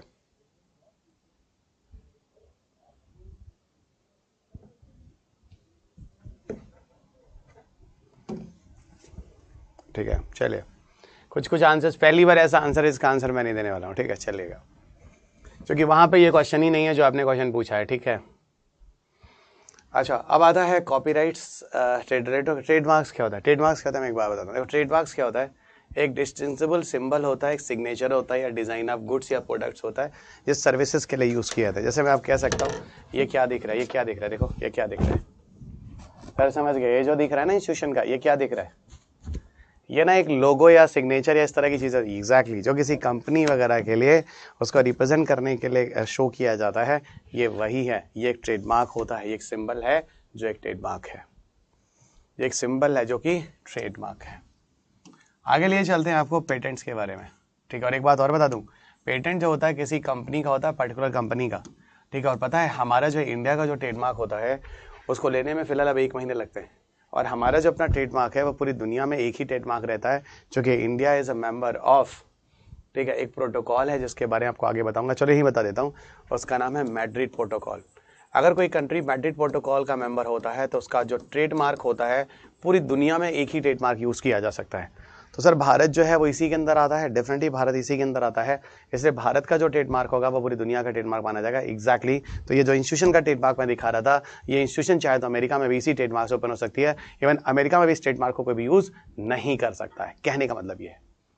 अब हम चलते हैं पेटेंट की तरफ, ओके। अब हम चलते हैं पेटेंट की तरफ। देखो, पेटेंट जनरली जो होता है एक लीगल मोनोपोली देता है, याद रखना, पेटेंट आपको एक लीगल मोनोपोली देता है। तो patent is giving you a legal monopoly, ठीक है। तो पेटेंट आपको क्या देता है? पेटेंट आपको एक लीगल मोनोपोली देता है, यानी आपका एकाधिकार देता है। और जो पेटेंट होता है वो किसी प्रोडक्ट का भी हो सकता है और किसी प्रोसेस का भी हो सकता है। तो patent may be of any product या may be of any process. तो पेटेंट किसी प्रोडक्ट का भी हो सकता है और किसी प्रोसेस का भी हो सकता है। सो प्रोडक्ट किसी पेटेंट का भी हो सकता है और प्रोडक्ट किसी प्रोसेस का भी हो सकता है, ये भी ध्यान रखिएगा। तो एक लीगल मोनोपोली है जो ग्रांटेड होती है, जो किसी इंडिविजुअल या किसी फर्म के लिए दिया जाता है, जो उसका अपना ओरिजिनल ब्रेनवर्क होता है।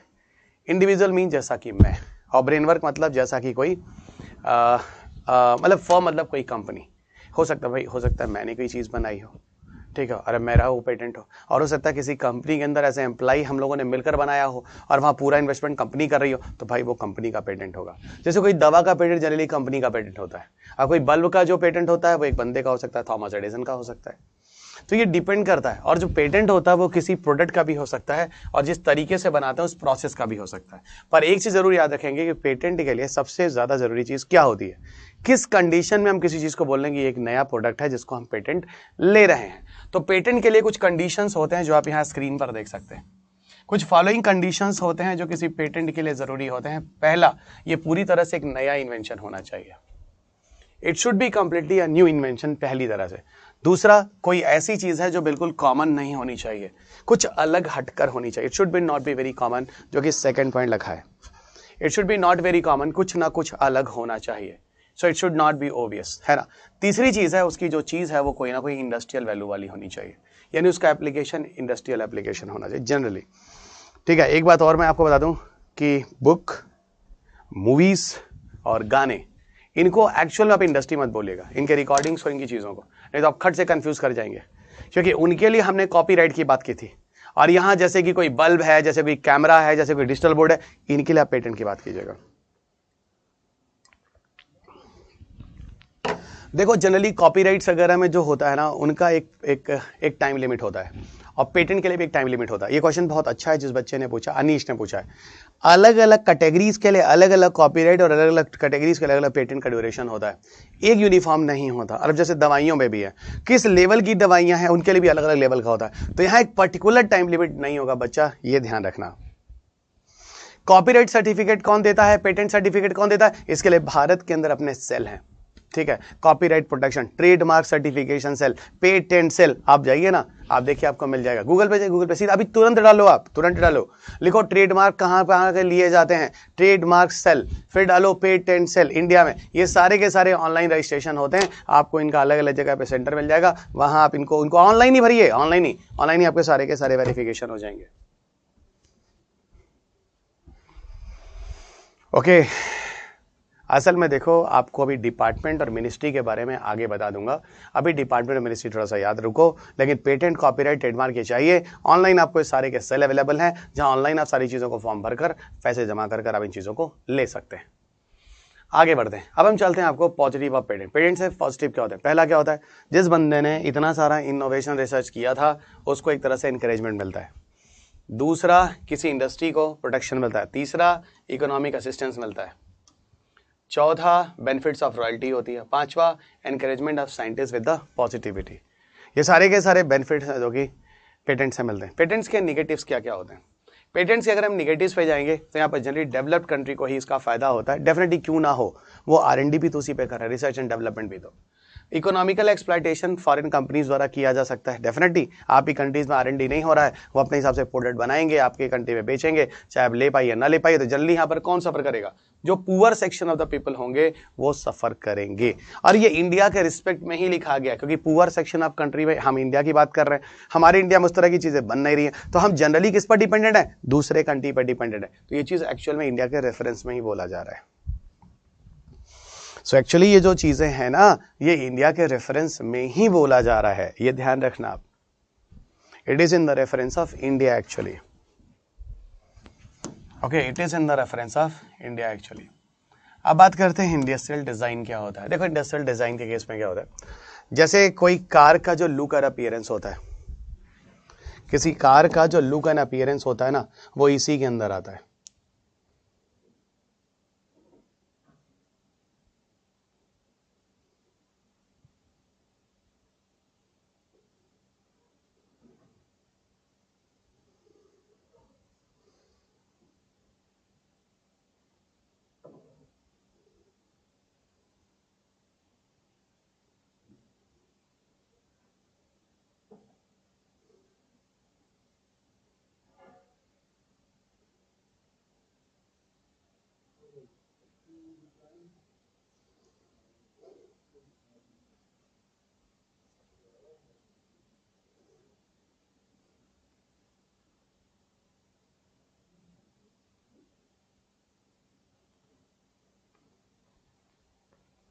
एक मिनट बच्चों,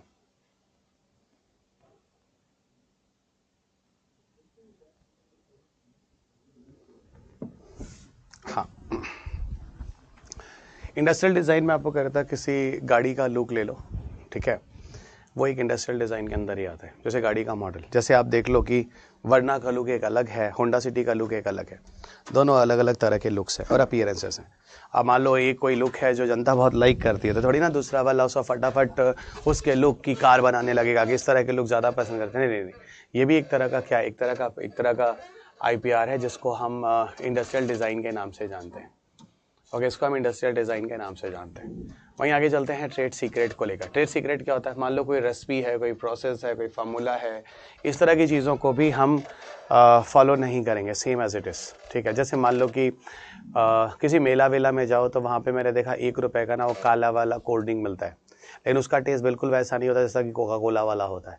वो सेम रेसिपी को यूज़ नहीं कर सकते हैं, नहीं तो जेल हो जाएगा, IPR का वायलेशन हो जाएगा। आप सबको पता है, कोका कोला आने के बाद उसका केमिकल टेस्टिंग करके उसके ग्रेडियंट को आप चेक कर सकते हैं, उस ग्रेडियंट को आराम से घर में बनाकर कोका कोला बना सकते हैं, लेकिन सुनो, नहीं बना सकते, ये IPR का वायलेशन है। यही तो मैं आपको बता रहा हूँ, नहीं बना सकते हैं, यही आपके IPR का वायलेशन है।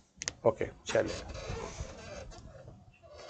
ओके, इस तरह की चीज़ें भी आती हैं इसके अंदर। ट्रेड ड्रेस क्या होता है? ट्रेड ड्रेस क्या होता है? जब हम किसी चीज़ की पैकेजिंग वगैरह करते हैं ना, जो विजुअल अपील होता है, जैसे मान लो कि अमेज़ॉन का जब कोई पैकेट आप पे घर आता है, उसका एक रैपर होता है, उसकी सारी फोटोग्राफ्स की उस तरह की क्या चीज़ें होती हैं। फ्लिपकार्ट का अलग आता है। अब ऐसे थोड़ी ना कि मैं किसी सामान को बेच रहा हूँ, फ्लिपकार्ट का रैपर लगा के बेच रहा हूँ, नहीं, ये एक तरह का ट्रेड ड्रेस है, ये भी एक तरह का IPR वायलेशन आ जाएगा। प्लांट वेराइटीज़ क्या होते हैं? असल में जो एग्रीकल्चर साइंटिस्ट होते हैं ना, समझना, जो एग्रीकल्चर साइंटिस्ट होते हैं वो क्या करते हैं, वो डिफरेंट तरह के एग्रीकल्चर साइंटिस्ट डिफरेंट तरह के प्लांट्स बनाते हैं, उनकी वेराइटीज़ बनाते हैं। उन्हीं प्लांट्स और उन्हीं प्लांट्स की वेराइटीज़ को हम लोग यूज़ करते हैं, ठीक है, खेतों में लगाते हैं।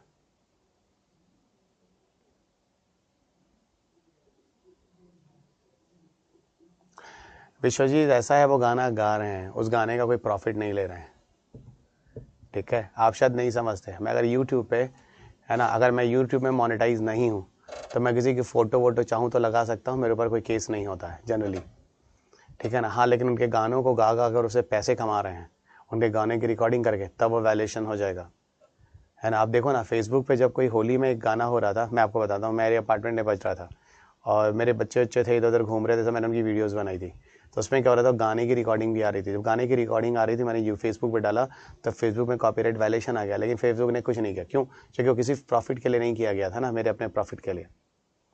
ओके, तो ये भी डिपेंड करेगा कि आप उससे कोई प्रॉफिट तो नहीं ले रहे हैं उस तरह की चीज़ों से, ठीक है ना, तो वो चीज़ें वायलेशंस में आ जाएंगी। ओके एवरीवन, तो यहाँ पर प्लांट वेराइटीज़ वगैरह के बारे में बात हो रही है कि जो प्लांट वेराइटीज़ वगैरह होते हैं, इन पे भी जो प्लांट ब्रीडर्स होते हैं उनको उनका राइट दिया जाता है।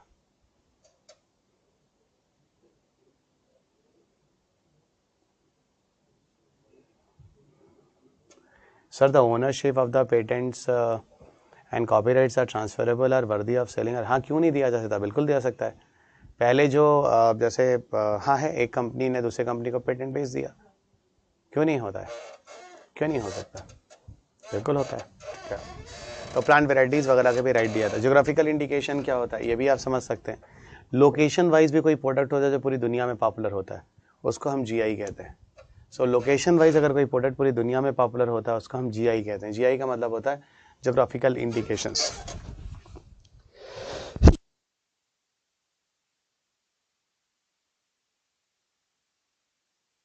ओके, उसको हम जीआई कहते हैं, दैट इज ज्योग्राफिकल इंडिकेशंस, है ना। जैसे एक बार एक क्वेश्चन ही मैंने देखा था, यूपीएससी 2015 में पूछा था, उन्होंने कहा था इनमें से कौन सा भारत में जीआई नहीं है। एक उन्होंने ऑप्शन दिया था, that was the Banarasi sari. Second उन्होंने दिया था, दैट वाज द तिरुपति के लड्डू। और थर्ड उन्होंने दिया था, दैट इज द राजस्थान का दाल बाटी चूरमा। तो राजस्थान का दाल बाटी चूरमा जो है वो जीआई नहीं है, वो ध्यान रखिएगा। ओके, इस तरह के क्वेश्चंस भी आपके पेपर में आ चुके हैं, फाइन।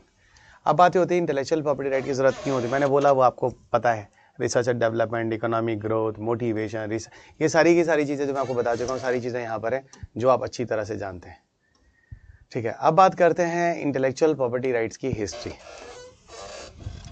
दुनिया में आईपीआर को लेकर कब हम सीरियस होते हैं और क्या क्या पहल कब कब लाई जाती है, जरा इसको सुनिएगा। अगर आप इंटेलेक्चुअल प्रॉपर्टी राइट की हिस्ट्री पर जाते हैं, ओके, तो 1883 में सबसे पहले पेरिस कन्वेंशन में protection of intellectual property right पे बात किया जाता है। तो दुनिया में सबसे पहले protection of history of intellectual property rights में जो Paris convention of the protection of intellectual property 1883 में इसके बारे में बात होती है। लेकिन यहाँ पर लिटरेरी वर्क को नहीं रखा गया था। लिटरेरी वर्क का मतलब वही राइटिंग वाइटिंग वाला वर्क या कॉपीराइट टाइप वाला वर्क, उसको बाद में इंक्लूड किया गया 1887 में बर्न कन्वेंशन के अंदर। तो 1887 में बर्न कन्वेंशन के अंदर इन चीज़ों को रखा गया, लिटरेरी वर्क और आर्टिस्टिक वर्क को भी, ठीक है। 1893 में बिरपी आता है। बिरपी का मतलब होता है bureaux for the protection of intellectual property. So bureaux for the protection of intellectual property, जिसको हम बिरपी कहते हैं, 1893 में लाया जाता है, ठीक है। और ये बिरपी जो होता है, इसमें पेरिस कन्वेंशन और बर्न कन्वेंशन को हम मर्ज कर देते हैं, और दोनों को मर्ज करने के बाद जो लाया जाता है उसको हम कहते हैं बिरपी। ओके, और यहाँ पर एक बात और बता दूँ, ये बिरपी जो है ये दोनों को मर्ज करके लाया जाता है। इसी बिरपी का नाम हम बदल करके वीपो कर देते हैं। इसी बिरपी का नाम बदल करके क्या कर दिया जाता है, वीपो कर दिया जाता है, world intellectual property right organisation, जो 1970 में आता है, ठीक। और वीपो ही पूरी दुनिया में एक्चुअल में, वीपो एक्चुअल में 1974 के आसपास जो है वो यूनाइटेड नेशन के अंदर आ जाता है, और वीपो आज यूनाइटेड नेशन के अंदर ही काम करता है। तो टुडे वीपो is working under United nation, ये थोड़ा ध्यान रखिएगा। टुडे वीपो is working under United nation, ठीक है, यूनाइटेड नेशन के अंदर काम करता है। एक बात और बता दूं कि कुछ चीज़ें आपको और बताना ज़रूरी है। 1995 में इंडिया ज्वाइन द WTO। असल में थोड़ा वीपो ना WTO को ज़रा समझो, यहाँ पे भी ब्लंडर होता है, बहुत कन्फ्यूज़न होता है, ठीक है। जैसे मैंने एक चीज़ बोला, अभी हमने बात की वीपो के बारे में, ठीक है, समझो, अभी हमने थोड़ा वीपो के बारे में बात की। World intellectual property right organisation, ठीक है, 1970s में आता है और 1974 में आकर ये यूएन के अंदर ला दिया जाता है। किसके अंदर ला दिया जाता है? यूनाइटेड नेशन के अंदर ला दिया जाता है वीपो को, और आज यूनाइटेड नेशन के अंदर ही वीपो जो है वो काम कर रहा है। तो वीपो किसके अंदर काम कर रहा है? यूनाइटेड नेशन के अंदर ही काम कर रहा है, ठीक है, ठीक है। और पूरी दुनिया में यही है जो इंटेलेक्चुअल प्रॉपर्टी राइट्स के प्रोटेक्शन के लिए काम कर रहा है, कि प्रोटेक्शन के लिए काम कर रहा है। कहीं कोई बवाल ववाल होता है तो उससे जुड़े सारे के सारे जो मसले होते हैं वो इंटरनेशनल लेवल पर जो सुप्रीम बॉडी जो रिजॉल्व करती है वो एक्चुअल में वीपो ही होती है।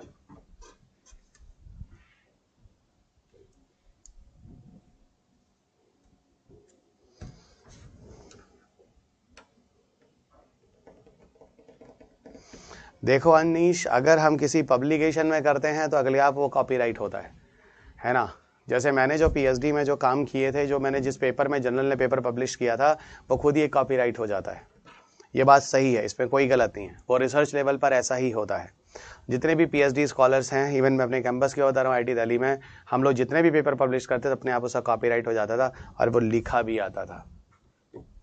ये सही है, ये सही है, क्योंकि आप जो रिसर्च करते हैं ना पीएचडी वगैरह में, कुछ अलग ही करेंगे तभी उसको आपको आपका अपना वर्क होता है। इसका मतलब वो अलग होगा, वो आपका कॉपीराइट आएगा, पर उसके लिए आपको पेपर पब्लिश करना होता है। वो सब मैं आपको अभी आगे बताऊंगा, ठीक है ना। आप लोग बहुत आगे निकल आए, कुछ ऐसी चीज़ें जो मैं आगे बताने वाला हूँ, लेकिन आपके क्वेश्चन आ जाते हैं मैं उसमें डिस्टर्ब हो जाता हूँ, उसके बाद पूरा सीक्वेंस टूट जाता है, ठीक है। चलिएगा, अब यहाँ पर एक चीज़ और आपको बताना चाह रहा हूँ WTO के बारे में। WTO का नाम मतलब है पूरा वर्ल्ड ट्रेड ऑर्गेनाइजेशन। देखो, वर्ल्ड ट्रेड ऑर्गेनाइजेशन पूरी इकोनॉमी के अंदर आती है। सेकेंड वर्ल्ड वार के बाद इस तरह के बहुत सारे ऑर्गेनाइजेशन दुनिया में लाए जाते हैं, जिनमें आपको वर्ल्ड बैंक आता है, यूनाइटेड नेशन आता है, वर्ल्ड बैंक आता है, ओके। इसके बाद आपका WTO आता है, IMF आता है, ये सारी चीज़ें आती हैं। इनमें से एक आता है वर्ल्ड ट्रेड ऑर्गेनाइजेशन, जिसको आप WTO कहते हैं। What is WTO? World trade organisation. ये क्या है? This is a world trade organisation.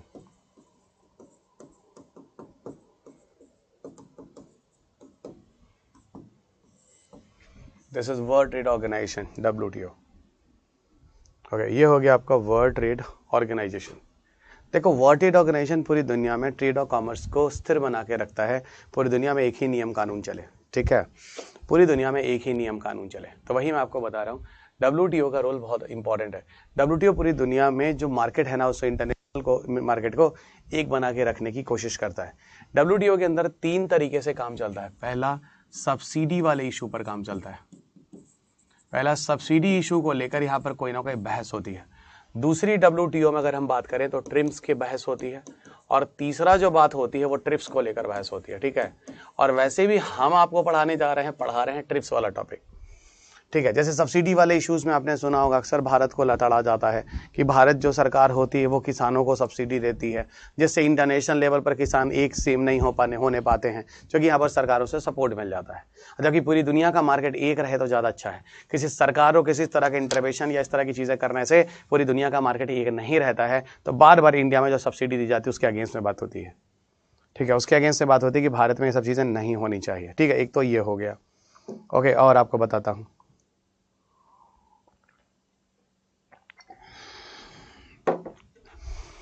Okay, और सुनो, ट्रिम्स क्या होता है, ठीक है। ये दोनों की दोनों चीज़ें आपको इकोनॉमी में आती हैं, ठीक है। ये दोनों की दोनों चीज़ें आपको इकोनॉमी में आती हैं। सुना होगा trade related investment measures. TRIMs हम बोलते हैं ट्रेड रिलेटेड इन्वेस्टमेंट मेजर्स को। So what is the TRIMs? TRIMs हम कहते हैं ट्रेड रिलेटेड इन्वेस्टमेंट मेजर्स को। So TRIMs is the trade related investment measures, okay. Trade related investment measures, जिसको आप ट्रिम्स कहते हैं। होता क्या है ट्रिम्स के केस में? सुनना दोस्त, ट्रेड रिलेटेड इन्वेस्टमेंट मेजर्स, जैसे किसी भी तरह का जब कोई ट्रेड और कॉमर्स हो रहा है ना, एक कंट्री दूसरे कंट्री के साथ कर रही है, तो कि कंट्री उस कंट्री के साथ डिस्क्रिमिनेशन नहीं करेगी। जैसे नियम कानून वो अपने राष्ट्र में अपनी कंपनियों के लिए रखती है ना, वही नियम कानून वो बाकी कंपनियों के रखेगी जो आपके कंट्री में अंदर आकर इन्वेस्ट कर रहे हैं। उनको प्रोटेक्ट करेगी, उनके साथ कोई वायलेशन नहीं करेगी। इस तरह की चीज़ें इकोनॉमी में आप ट्रिम्स के अंदर पढ़ते हैं। और ट्रिप्स क्या होता है एक्चुअल में? इसी का नाम है trade related intellectual property rights, यानी हम IPR की जो बात होती है ना दुनिया में, जो ट्रिप्स के अंदर ही आती है। और ये ट्रिप्स जो होता है वो WTO के अंदर आता है। आपको पता है WTO कब लाया गया था? 1 जनवरी 1995 को। तो जब 1 जनवरी 1995 को WTO अपनाया जाता है तो उसी समय से दुनिया में ट्रिप्स ये सारे प्रोविजंस भी अपनाए जाते हैं। तो अगर आपसे पूछा जाए WTO कब आया तो आंसर है 1 जनवरी 1995। आपसे पूछा जाए ट्रिप्स कब आया तो 1 जनवरी 1995। आपसे पूछा जाए ट्रिप्स कब आया तो आंसर है 1 जनवरी 1995। तो ये सारी चीज़ें जो हैं वो 1 जनवरी 1995 की हैं और ये सारी चीज़ें आपको समझ में आ रही हैं मैं कहना क्या चाह रहा हूँ। ओके एवरीवन, घबराइए नहीं। आप में से जितने भी बच्चे मुझसे क्वेश्चन पूछ रहे हैं सारे क्वेश्चन के आंसर दे रहा हूँ जहाँ जहाँ जरूरत हो रहा है। मेरे ख्याल से एक आधी क्वेश्चन होंगे जिससे आंसर शायद मैंने अवॉइड किए, बाकी सारे आंसर मैंने दिए हैं। लास्ट वाला जो क्वेश्चन था वो तो मेरे पेपर पब्लिश जो मैंने किया उस पे वाला ही क्वेश्चन था, वो तो मैं आपको खुद अपना ही एग्जाम्पल दे सकता हूँ।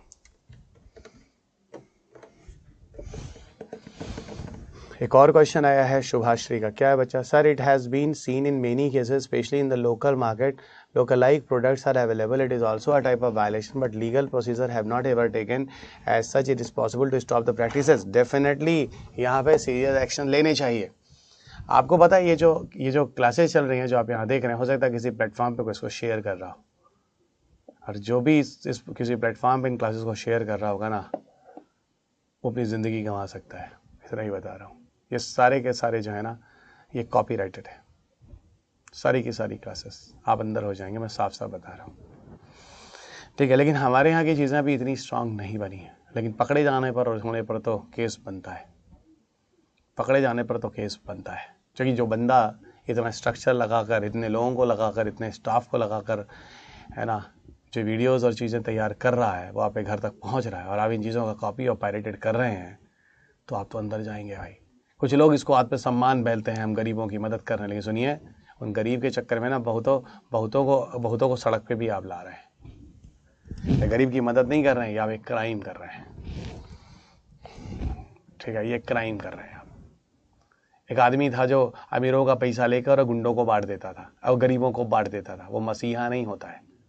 वो अमीर भी तो मेहनत करके अमीर बना होगा, ये सोच की दिक्कत है। आप उसका लूट क्यों रहे? आप मेहनत करिए, पैसा कमाइए, है ना, और फिर जाकर उसको गरीबों को दिए, तब मानूंगा आप में गट्स है, ठीक है। ये सोच की बात है, ये सोच की बात है। चलिए, तो इस हिसाब से तो हर आदमी लूटने और खसोटने में चला जाएगा। आप लिटरली मदद करना चाहते हैं, मेहनत कीजिए, उन चीज़ों को ले जाइए, उनको दीजिए, गरीबों को मेहनत करके बांटिए। दूसरे का छीन के तीसरे को क्यों देते हैं? दूसरे ने भी तो मेहनत से इकट्ठा किया होगा। चलेगा, चलिए। सो ये जो चीज़ें हैं लोकल लेवल पे जो चीज़ें की जा रही हैं, ठीक है, तो छोटा मोटा तो हर जगह चल ही रहा है भाई। छोटा मोटा मेरी किताब है, कितनी किताबें छप रही है उसमें थोड़ी बहुत वहाँ से चीज़ें ली ही जा रही हैं, काफ़ी ली ही जा रही हैं, ठीक है, चलिएगा। पर हुबहू आप नहीं उठा सकते, हुबहू उठाएंगे तो अंदर हो जाएंगे, ये ध्यान रखिएगा। हुबहू आप पूरी चीज़ें नहीं ले सकते, और हुबहू उठाएंगे तो आप अंदर हो जाएंगे।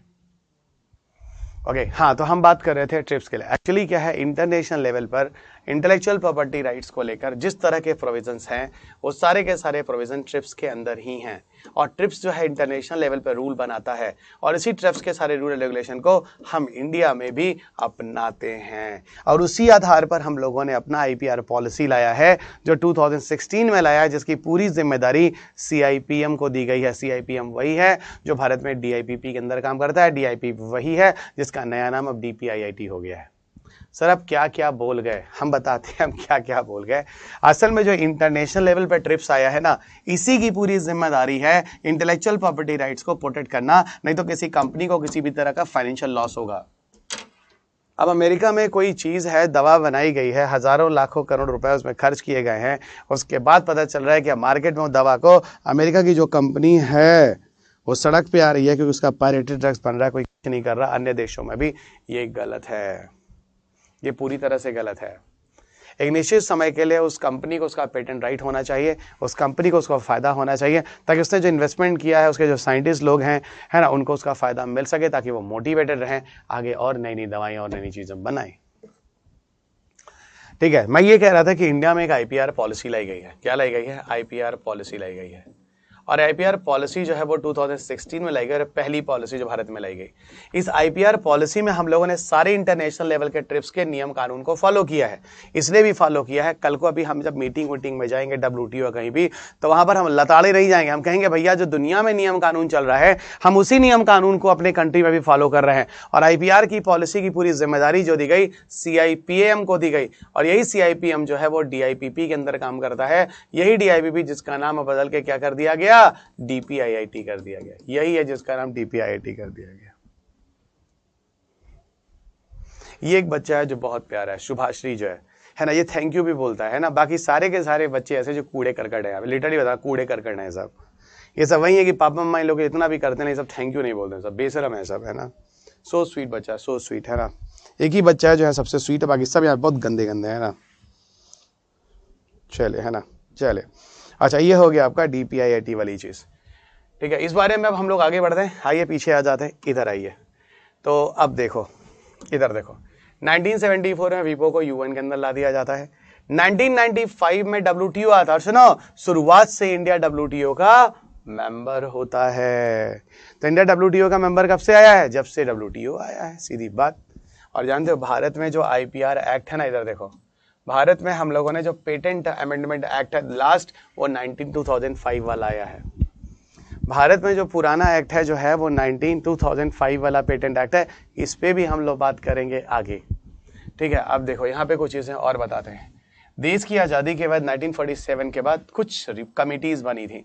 1949 में एक बना था, 1957 में बना था, सुनते जाना। यहाँ पर जो कमेटी थी उसका नाम था बक्सी तीक्ष्ण कमेटी, और बच्चा यहाँ पे जो कमेटी थी उसका नाम था N राजगोपाल अयंगर कमेटी। रट लेना है दोनों नाम। Sir, in Amazon there are many booksellers who rampantly sells photocopy books and it can be easily proved that there is no legal action. Publishers, ऐसा है वो ना फोटोकॉपी किसी मैगजीन की भेज रहे हैं, किसी किताब की नहीं भेज रहे हैं। आप फिर से ध्यान दीजिए, वो किसी मैगजीन की फोटोकॉपी भेज रहे हैं, और मैगजीन की फोटोकॉपी ये लोग खुद निकालते हैं मार्केट में एडवर्टाइजमेंट करने के लिए। किसी कोचिंग के जो कंटेंट मार्केट में डाले जाते हैं, क्यों डाले जाते हैं, इसीलिए डाले जाते हैं ताकि वो हर गांव तक जाएं, हर कस्बों तक जाएं, और लोगों को लगे कि ये क्वेश्चन ही हमारा नहीं बना था इस कोचिंग इंस्टीट्यूशन वाला, इसीलिए ये कोचिंग ही हम ज्वाइन करेंगे, तभी IAS बनेंगे। ये बच्चा एक मार्केटिंग की स्ट्रेटजी होती है, अगर उसको भी एक कर देंगे तो आदमी कोई लेवे नहीं करेगा। और फ्री के नाम पर कोई चीजें मिलती नहीं है, ध्यान रखिएगा। ये लोग इस तरीके से कर कर कर आपके नसों तक बैठ जाते हैं और फिर आपसे 2 से 2.5 लाख रुपए निकलवा लेते हैं। और जानते हो UPSC है क्या जो हो रहा है? UPSC एक डर का मार्केट है, जो जितना डराएगा वो उतना पैसा कमाएगा, यही हालत है। तो ये टेस्ट सीरीज और ये चीजें जो मार्केट में ले जाकर जेरोक्स बेच देते हैं, रख देते हैं, इनका कोई कॉपीराइट है, क्योंकि खुद वो रखते हैं ले जाके, ताकि हमारी चीजें मार्केट में जाएं, जिससे हमारे यहाँ बच्चे आके एडमिशंस लें। पार्था, दिमाग लगाइए, अगले साल आप कलेक्टर हैं। अगर आप इतने होशियार नहीं बनेंगे तो आप कलेक्टर नहीं बन पाएंगे। इसलिए आपको जो मैं कह रहा हूं मेरे हिसाब से सोचिए, आपको समझ आ जाएगा। ये तो खुद रखते हैं, आप तो बाद में रखिए। ये लोग खुद अमेज़न पे ले जाके बेचते हैं, आप रखिए। आजकल चल क्या रहा है आपको पता है? टेलीग्राम ग्रुप बन जाते हैं, 10-20 करंट अफेयर्स अपडेट डाल दिए जाते हैं, और उसी 10-20 करंट अफेयर्स पे आप लोगों को टेस्ट सीरीज भेज कर लोग कोचिंग इंस्टीट्यूशन बना लेते हैं। ओके एवरीवन, तो ये मैंने आपको समझा दिया, चलेगा। अब सुनो बच्चा, मैंने आपका आंसर दे दिया पार्था, ठीक है। अब सुनो, अच्छा ये हो गया फाइन। अरे हाँ, ये एक बात बताओ, ये ना कमेटी का रिपोर्ट रट लेना नाम। जैसे आपके पेपर में पूछा गया 2016-17 के आसपास कि गॉडगिल कमेटी रिपोर्ट और कस्तूरी रंगन कमेटी रिपोर्ट किसके लिए लाया गया, तो वेस्टर्न घाट के प्रोटेक्शन के लिए लाया गया। अब भी ऐसे पूछ दे भैया, बक्सी तीक्ष्ण और राजगोपाल अयंगर कमेटी किसके लिए लाई गई, तो सीधा आंसर है इंडिया में IPR के प्रोटेक्शन के लिए। तो ये चीजें ध्यान रखना, किसको कहाँ पे टिक मारना है, इसलिए ये चीजें मैं आपको बता रहा हूँ, ठीक है। और आगे चलो, बच्चों।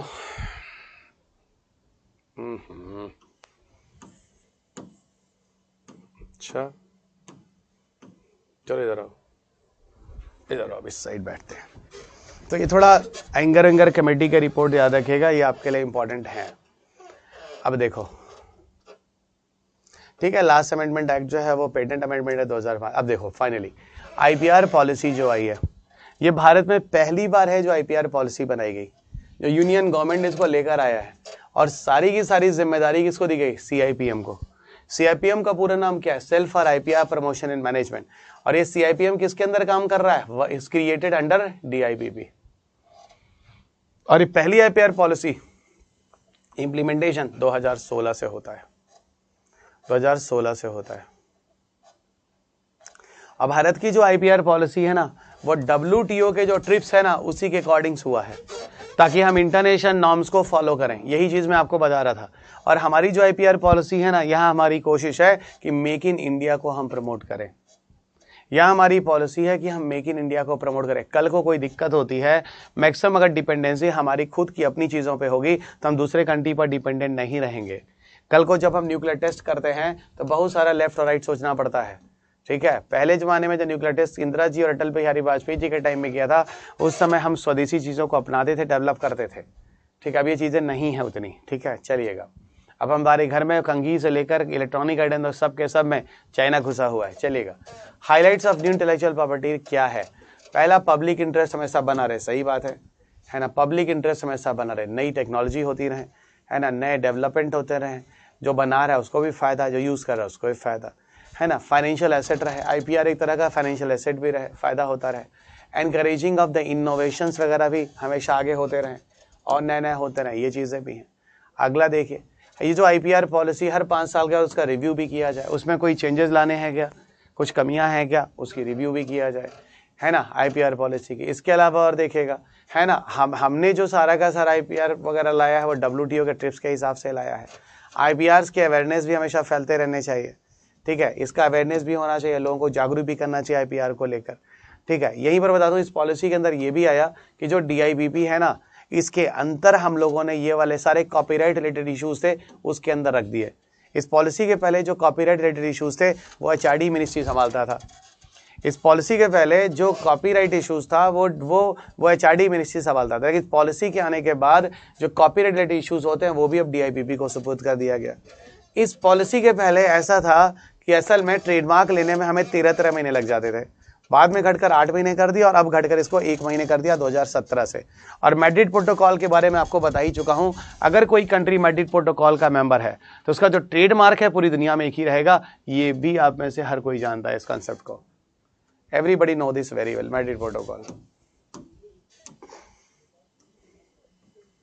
अब देखो, फिल्म, म्यूजिक, राइट, ये सब कॉपीराइट के अंदर डाल दिया गया, ठीक है। अच्छा, ये पॉलिसी जब हेल्प करती है किसी को अगर आईपीआर फाइल करना है तो डोमेस्टिक आईपीआर में अगर कोई फाइल करता है तो वहाँ पे भी पॉलिसी आपको हेल्प करती है। वहाँ पे रिसर्च एंड डेवलपमेंट में हेल्प करती है, टैक्स बेनिफिट देती है।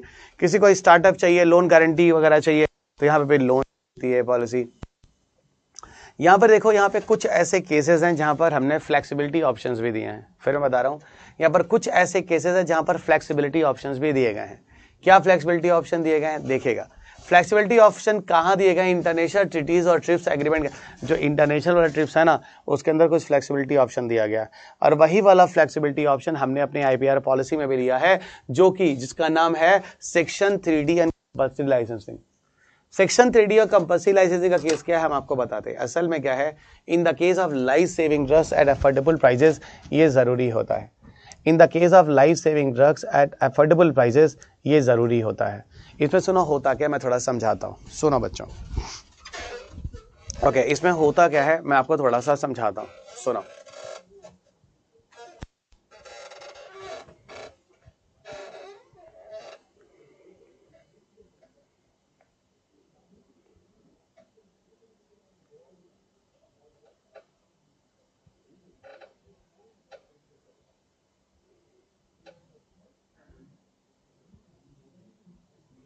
असल में क्या है कि जो सेक्शन 3D है ना, इसमें जरा समझना,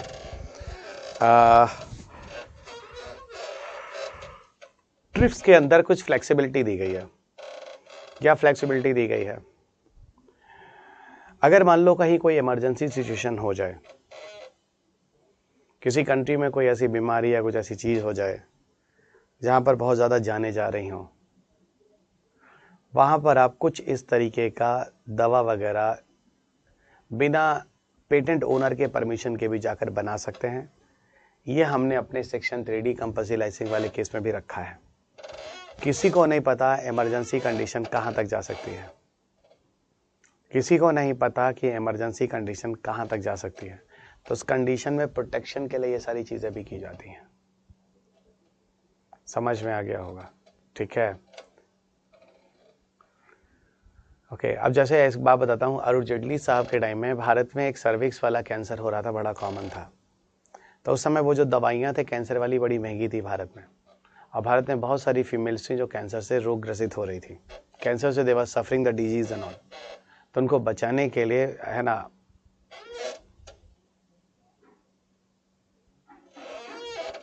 ओके देखिए ऐसा है, जीआई टैग जो है बासमती राइस वगैरह जो है इसलिए पॉसिबल हो सकता है कि दोनों का इतिहास एक ही कंट्री से है ना, इसलिए पॉसिबल हो सकता है। दोनों जो प्रमाण दे रहे हैं अपने 1947 के पहले वाले नहीं दे रहे हैं, दोनों 1947 के पहले वाले दे रहे हैं ना, 1947 के बाद वाले नहीं दे रहे हैं। इसका सीधा मतलब है दोनों प्रमाण 1947 के पहले दे रहे हैं। तो हमको ये बता दो 1947 इंडिया और अमेरिका अलग अलग था? नहीं था। तो 1947 के दोनों के प्रमाण तो दोनों के सही हो जाएंगे ना। आलोक, तो ये मैं कह रहा हूँ कि हम लोगों ने ना वो दवा वगैरह बनाया था बिना उस कंपनी के मतलब डिसीजन से। जैसे ये देखो लिखा हुआ है, government in public interest can raise the compulsory licensing allowing a company for making a patented product without a patent owner permission. यही मैंने बोला था। तो बिना पेटेंट ओनर परमिशन के हम दवा बना सकते हैं, यही चीज़ है। इवन इस चीज़ को लेकर अमेरिका ने कई बार भारत को डांटा भी है, ठीक है। उस केस में भारत ने पूछा भी था। अरुण जेटली साहब जो थे बड़े अच्छे इंसान थे, मैं बार बार कहता हूँ, उनकी बड़ी रिस्पेक्ट भी मैं करता हूँ। उन्होंने जो डिसीजंस लिए थे ना वो भारत के लिए काफ़ी बेहतर था। अब आप बोलोगे सर वो जो कोविड के टाइम में रेमडेसिविर जो करके एक दवा थी, उस केस में भी ऐसा हुआ था, कमी हुई थी। हाँ, तो वहाँ पे भी सोचा गया था इसको बना लें क्या, लेकिन तब तक सेकेंड वेव वगैरह की प्रॉब्लम वो काफ़ी हद तक रिजॉल्व हो गया था। वो अमेरिका से वो दवा भी 5,000-6,000 रुपये का आ रहा था, और भारत में अपनों ने ही उस दवा को रोक कर 40,000 50,000 रुपये में आप लोगों को देते थे वो लोग। पता नहीं वो टाइम आप लोगों को याद है या नहीं याद है। तो आप वहीं डूबे जहाँ पर पानी कम था। कोविड के टाइम में अपनों ने ही अपनों को मारा, वो भी चंद पैसों के चक्कर में। बहुत सारे लोगों के लिए कोविड एक अपॉर्चुनिटी थी, बहुत सारे लोगों के लिए कोविड एक अपॉर्चुनिटी थी।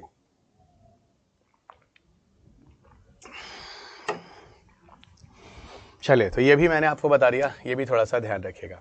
अब यहाँ पर आपको लिए चलते हैं आई प्रिज्म की तरफ। ओके, अब आई प्रिज्म क्या होता है? देखो आई प्रिज्म क्या होता है, एक तरह का अवार्ड है ये। What is I presume? I prism एक तरह का अवार्ड है। आई प्रिज्म एक तरह का अवार्ड है। ये अवार्ड क्या है? मतलब एक तरह का कंपटीशन है जहाँ यंगर जनरेशन को, जो कॉलेज यूनिवर्सिटी लेवल के स्टूडेंट्स होते हैं, उनको और ज़्यादा इंटरेस्ट क्रिएट करने के लिए बोला जाता है IPR रिलेटेड।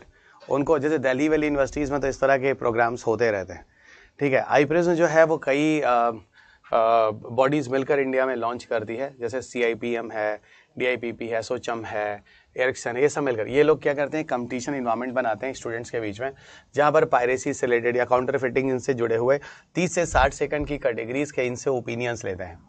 ओके, ठीक है, इनसे ओपिनियन लेते हैं कि भाई अपनी राय दो, आप लोग IPR के बारे में क्या सोचते हो, कहाँ कहाँ पर थ्रेट्स है, कैसे कैसे इन चीज़ों को बचा सकते हैं, ये सारा का सारा उनसे लिया। उनको पता है, उनको अवार्ड्स वगैरह भी दिए जाते हैं। तो ठीक है ना, जो नई जनरेशन है उसको थोड़ा सा इंटरेस्ट दिलाने के लिए चीज़ें ज़रूरी हैं। I presume I am expecting for your paper guys, है ना, थोड़ा सा ध्यान रखना। आलोक, मैंने आपका आंसर दे दिया बासमती राइस वाला, ठीक है बच्चा, देख लेना। अब हम चलते हैं DIPP की तरफ, वही DIPP जिसको पूरी जिम्मेदारी देश में मिली है, ठीक है। सारा कुछ इशू किसी भी मसले का लेते हुए DIPP ही मैनेज करता है। DIPP वैसे तो 1995 में लाया जाता है, लेकिन शुरुआत में इसका नाम DIPP नहीं था, इसका नाम बाद में आया। इसका मेन काम था कि सोशियो इकोनॉमिक गोल जो होगा हमारे नेशन में वो ज़्यादा से ज़्यादा प्रमोट हो, है ना, सोशियो इकोनॉमिक गोल्स के लिए। यहाँ पर DIPP जो इंडस्ट्रियल सेक्टर के ग्रोथ को है ना, ग्रोथ को प्रमोट करने की बात करता है बार बार, ठीक है। और यहाँ पर बताऊँ, यहाँ कोशिश होती है कि ज़्यादा से ज़्यादा FDI फ्लो हमारे यहाँ होता रहे, ज़्यादा से ज़्यादा FDI फ्लो हमारे यहाँ होता रहे। तो ये सारी चीज़ें हैं, थोड़ा सा इसको ध्यान रखिएगा। ओके, हमारे कंट्री में FDI फ्लो लगातार होता रहे, फॉरेन डायरेक्ट इन्वेस्टमेंट होता रहे, ठीक है। चलिएगा, असल में मान लो कोई FDI फ्लो हमारे इंडिया में होने वाला है, ठीक है, उस पर मान लो किसी तरह की कोई दिक्कत आ रही है, ठीक है। जैसे मान लो कोई कंपनी है भारत में इन्वेस्ट करना चाहता है, ओके मान लो कोई भारत में कोई दवा आने वाली है, सॉरी कोई कंपनी आने वाली है और कंपनी वाले को पता है कि भारत उसकी पायरेसी चलेगी नहीं, तो ये चीज़ों को प्रोटेक्ट करेगा। उन लोग कहेगा आप घबराइए नहीं, आप हमारे इंडिया में इन्वेस्ट कीजिए, हम आपकी रक्षा करेंगे। इस तरह की चीज़ें जो होती है इसके अंदर आती हैं। ये इसके अलावा और भी चीज़ों पे भी रिस्पॉन्सिबल है, पेटेंट, डिज़ाइन, है ना, ट्रेडमार्क, जोग्राफिकल, इन सब इशू से जुड़े जितनी भी चीज़ें होती हैं, इन सब का जो इश्यूज़ है वो DIPP ही मैनेज करता है। DIPP का नया नाम है DPIIT, department for promotion of industry and internal trade, ये भी ध्यान रखिएगा। अगला आते हैं CIPM। CIPM का पूरा नाम है self for IPR promotion and management. CIPM का पूरा नाम है self for IPR promotion and management. इसका स्लोगन है creative India, innovative India. Okay, creative India, innovative India. DIPP क्या करता है? DIPP ही के अंदर CIPM लाया गया है और ये पूरा का पूरा CIPM जो है, ठीक है, यही पूरे IPR पॉलिसी को मैनेज करता है जो मैंने आपको लिखा है 2016। इसके अलावा पब्लिक अवेयरनेस वगैरह फैलाना, बाकी इन्वेंटर से इन्वेंशन वगैरह लगातार होता रहा, इन सब चीज़ों में CIPM काम करता है। ठीक है, अगर हम provision of copyright related rights की बात करें, ठीक है, रिलेटेड राइट्स मैंने अभी आपको बताया था, जहाँ पर आपको किसी जैसे न्यूज़ चैनल्स या किसी किसी क्या बोलते हैं, किसी चैनल पे जो आप डिफरेंट तरह की पिक्चर्स और वीडियोस, जिस तरह के जो राइट्स लेते हैं उस तरह के रिलेटेड राइट्स होते हैं, जो मैंने अभी आपको सेट मैक्स वाला और सूर्यवंशम एग्जाम्पल बताया था। यहाँ पर एक केस है जो दिल्ली हाई कोर्ट में हुआ है, ध्यान रखना, ये बहुत ही इंटरेस्टिंग केस है। विश्वजीत, आपका जो वो पेटेंट वाला है ना, जेनरिक मेडिसिन वाला, वो अभी लास्ट में आएगा when I discuss about the secondary patent, है ना। सेकेंडरी पेटेंट में मेडिसिन वाले केस में आपका आंसर अपने आप आ जाएगा, आप थोड़ा सा सब्र करो। Okay, recent Delhi high court copyright judgement DU photocopy case. असल में क्या होता है, कुछ चीज़ें देखी गई जो इंडिया में जनरली यहाँ पर देखा गया। क्या देखा गया? जो दिल्ली यूनिवर्सिटी के बच्चे थे, वो एक दुकानदार है वहाँ पर ले जाकर बड़ी बड़ी महंगी महंगी जो किताबें थी, जैसे कैम्ब्रिज की होती थी, ऑक्सफोर्ड यूनिवर्सिटीज़ की होती थी, ऑक्सफोर्ड प्रेस की होती थी, ये किताबें जो थी, है ना, ये किताबें जाकर उन जेरोक्स वाले शॉप पे जेरोक्स हो रही थी। तो यहाँ पर उन लोगों ने केस फाइल कर दिया और इस केस में जो केस फाइल किया गया, वहाँ पर हाई कोर्ट ने जो डिसीजन दिया, वो डिसीजन काफ़ी हद तक उन स्टूडेंट्स के फेवर में था। उन्होंने क्या बोला हाई कोर्ट्स ने, वही कॉपीराइट केस जो है, जो आज से 5 साल पहले हुआ था, सेक्शन 52(1)(I) के अंतर्गत क्या हुआ, copyright act, photo कॉपिंग material which is copyrighted for using uses of purpose in the courses of instruction is permitted. ये जो रेड कलर से लिखा है, इसी को मैं डिफाइन कर रहा हूँ, समझना। असल में हाई कोर्ट कहता है कि देखो भाई, तुम जो पब्लिशर्स मेरे पास केस लेकर आते हो, इस केस में है क्या, मैं आपको सारी कहानी बताता हूँ, समझो। असल में क्या होता है इस केस में, ठीक है, असल में क्या होता है इस पूरे के पूरे केस में, ये जो किताबें वगैरह हैं ना, जो यहाँ पर मतलब जिरोक्स की जा रही हैं, असल में ये वही पोर्शन किया जा रहा है जो हमारे यहाँ के सिलेबस में है। पहली बात, जो हमारे यहाँ के सिलेबस में है, और दूसरी बात यह है कि सिलेबस में जो चीज़ें हैं वो आपकी किताबें कुछ पेजेस में हैं, कुछ पेजेस से कुछ लाइन में है। तो अल्टीमेटली हम ना उन लाइन को जिरोक्स करने की कोशिश कर रहे हैं जो हमारे कोर्स के सिलेबस में दिया गया, ना कि पूरी किताब। और इस तरह करके बड़े होशियारी के साथ ये डिसीजन आपके फेवर में ला के दिया गया था, कुछ ऐसा, है ना, कुछ ऐसा। बाद में तो लोग समझ ही गए थे कि ठीक है, हमारे बस का है नहीं। तो ये तरह के वही कह रहा हूँ कि जो कोर्स और वो भी जो चीज़ें जिरोक्स हो रही हैं, जो चीज़ें हो रही हैं, वो कोर्स ऑफ इंस्ट्रक्शन में थी, यानी आपके सिलेबस में दी गई थी। और आपके सिलेबस में पूरी किताब तो सिलेबस में दिया नहीं गया था, कुछ कंटेंट, कुछ पार्ट्स के लिए आप एक आध कुछ कर रहे हैं, ठीक है। इस तरह से कर बड़े होशियारी और समझदारी के साथ हाई कोर्ट ने जो जवाब दिया था, it was in the favour of you. Okay, it was in the favour of you. यही पर बात कर लेते हैं इंडियन पेटेंट एक्ट 1970 एंड 2005। देखो, 2 पेटेंट एक्ट है, एक तो 1970 और एक 2005 है। दोनों पेटेंट एक्ट में 2 अलग अलग बातें होती हैं। तो पहला वाला जो है 1970 वाला है, जो कि 72 तक आते आते फोर्स में आया था, ठीक है। और जो इंडियन पेटेंट एक्ट 1970 में था, वो प्रोविजन था क्या, ये था, कोई प्लांट्स और animal as in the whole or any part thereof the other than the microorganism but including the seeds, varieties and species and essentially biological process for the production or propagation of plant and animals are not invention as per the act and has not patentable। यानी कोई organisms, उसका seed, उसका flower, उसकी leaves, इस तरह की चीज़ें जो ऑर्गेनिजम्स की अपनी हैं, इस तरह की चीज़ों को हम पेटेंट नहीं मानेंगे जो कि किसी जगह पर नेचुरली अवेलेबल है। इसमें आपका कुछ किया धरा नहीं है, ये तो प्रकृति में होने वाले पौधे, जंतु और ये माइक्रोऑर्गेनिजम्स हैं जो अपने आप उन जगहों पे हैं जिसमें आपका कोई भी राइट उस तरह का नहीं है, ये पेटेंट नहीं माने जाएंगे। ये नेचुरल ऑर्गेनिज्म है जो उस जगह पर ग्रो करते हैं। वहीं बाद में चलकर चेंज होता है 2005 में चेंजेस होता है। 2005 में जो चेंजेस होता है वहाँ ये कहते हैं कि कुछ केसेस में कुछ चीज़ों को हम पेटेंट करेंगे। जैसे मान लो बैसिलस thuringiensis जो एक बैक्टीरिया है जिसके अंदर क्राइवन एसी जीन को ढूंढा गया और जिस जीन को लेकर हम लोगों ने बीटी क्रॉप बनाया, तो यहाँ पर क्राइवन एसी जो जीन है जिसे दुनिया में बीटी क्रॉप बनाया गया वो पेटेंटेबल है। यानी किसी ऑर्गेनिजम्स को एज अ होल नहीं, लेकिन उसके अंदर पाए जाने वाले किसी जीन या किसी इसी तरह की चीजें जिसका कोई इकोनॉमिक वैल्यू और इस तरह का इंपॉर्टेंस हो सकता है, उसका पेटेंट किया जा सकता है क्योंकि वो आपकी एक रिसर्च है, आपका एक शोध है। ये डिफरेंस समझ में आएगी नहीं 1972 और 2005 में। 1972 में जो था वो एज अ कंप्लीट ऑर्गेनिजम्स का नहीं हो सकता है, एज ए कंप्लीट ऑर्गेनिज्म का पेटेंट नहीं हो सकता। फिर बोला नहीं क्योंकि उस समय तो बायोटेक्नोलॉजी वगैरह था कहाँ कि उस ऑर्गेनिज्म के अंदर किसी जीन का नॉलेज जो है वो वैज्ञानिक लोग ले सकते हैं। वो चीजें तो बाद में आई ना।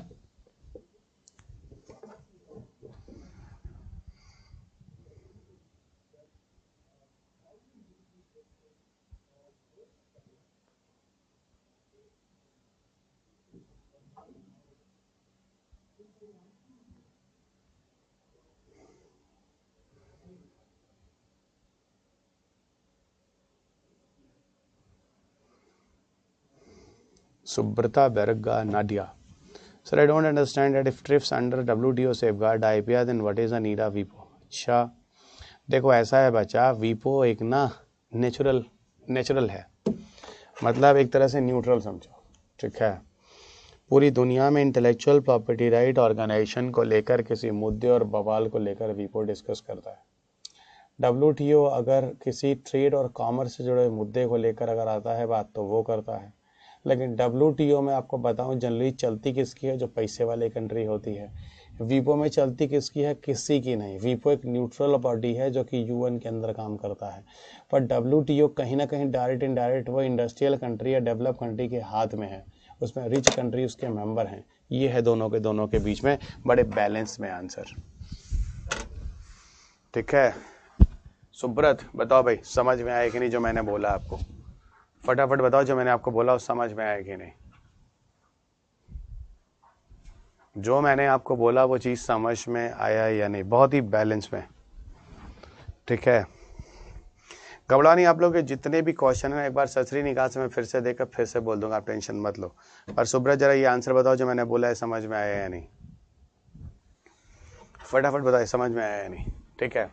अच्छा तो पेटेंट में भी आपको बता दिया किसी जीन या उस तरह की चीज़ों का पेटेंट हो सकता है, ठीक है, बट ये नहीं कि ऐसा कंप्लीट ऑर्गेनिज्म। पता चला कि मैं हिमालय पर्वत पे जा रहा हूँ, एक लाल कलर का भालू मिल गया, मैं चला आया, भाई मेरा हो गया, ये मेरा हो गया। अरे तुम्हारा कैसे भाई, तुम इसको पैदा किए हो क्या? ये तो दुनिया में नेचर में ऑलरेडी वहाँ मौजूद था, है कि नहीं? आपको जस्ट मिल गया, आपकी किस्मत थी, आप ले आए तो ये ठीक है, आपकी खोज हो गई, लेकिन आपका पेटेंट थोड़ी ना हुआ। हाँ उस भालू के अंदर कोई ऐसा जीन, कोई ऐसी चीज़ ढूंढ लीजिए जिससे पता चले एक कैंसर की दवा बन सकती है, कुछ उस तरह की चीज़ होती, हाँ उस केस में मैं उस किस चीज़ के लिए मैं उसका पेटेंट मान सकता हूँ, उस चीज़ को, ना कि इंटायर एज ऑर्गेनिजम्स को यहाँ पर पूरा। ओके तो बहुत बैलेंस में चीज़ों को समझिएगा, ये चीज़ें इतनी टफ नहीं है, चीज़ें बहुत आसान है, पर ये चीज़ें आपको थोड़ी सी समझनी होंगी। ओके चीज़ें आपको थोड़ी सी समझनी होंगी और आगे आपको लिए चलते हैं। चलो highlights of Indian patent policy गलती से 2 बार रिपीट हो गया, ठीक है, वही चीज़ें एक बार फिर आ गई हैं, वही कंपल्सरी लाइसेंसिंग सेक्शन 3D वो सारी चीज़ें। मुझे यहाँ पर ना थोड़ा सा सेकेंडरी पेटेंट पे बात करनी है, थोड़ा सा मुझे सेकेंडरी पेटेंट पे बात करनी है। जैसे एक बच्चे ने अभी कुछ जेनरिक वगैरह से लेकर कुछ क्वेश्चन पूछा था, तो वो आंसर्स मैं आपको यहाँ देना चाहूँगा। पहले तो एक बात समझो, थोड़ा ज़रूरी है, मैंने अभी आपसे कहा था जो कंपनियाँ होती हैं बहुत सारा पैसा इन्वेस्ट करती हैं और उसके बाद इन्वेस्ट करने के बाद वो किसी दवा को बनाती हैं, ठीक है। तो कंपनी जो होती है वो पैसा इन्वेस्ट करती हैं, पैसा इन्वेस्ट करने के बाद वो किसी दवा को बनाती हैं, ठीक है।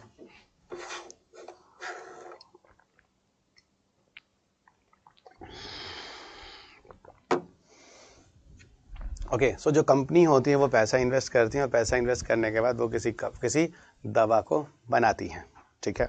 तो जो पैसा इन्वेस्ट करने का जो किसी दवा को बनाती हैं उसके बाद उनको क्या मिलता है, उनको अपना पेटेंट मिलता है, सही बात है, उन्होंने लैब बनाया था, साइंटिस्ट को जॉब दिया था, उसके दम पे दवाई बनेगी, तो भैया ये आपको आपकी दवा का पेटेंट मिल जाता है, ठीक है। लेकिन जो पेटेंट मिलता है दोस्त, वो एक निश्चित समय के लिए होता है।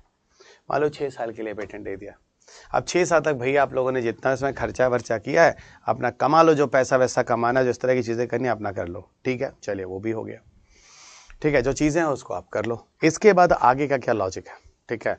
इसके बाद जब पेटेंट एक्सपायर हो जाता है तो उन्हीं दवाइयों को, जेनरिक मेडिसिन वाली जो दवाइयाँ होती हैं, जो आज मार्केट में जन औषधि के नाम से Shri honourable prime minister Shri Narendra Modi ji की फोटो के साथ जो ब्रांडिंग हो गई जन औषधिशाला वगैरह में आपको मिलती है, वो एक्चुअल में जेनरिक मेडिसिन होती है, जहाँ लिखा होता है कि सामान्य दवाइयों से 80 to 90% सस्ती दवाइयाँ होती हैं। और लिटरली वो सस्ती दवाइयाँ होती हैं।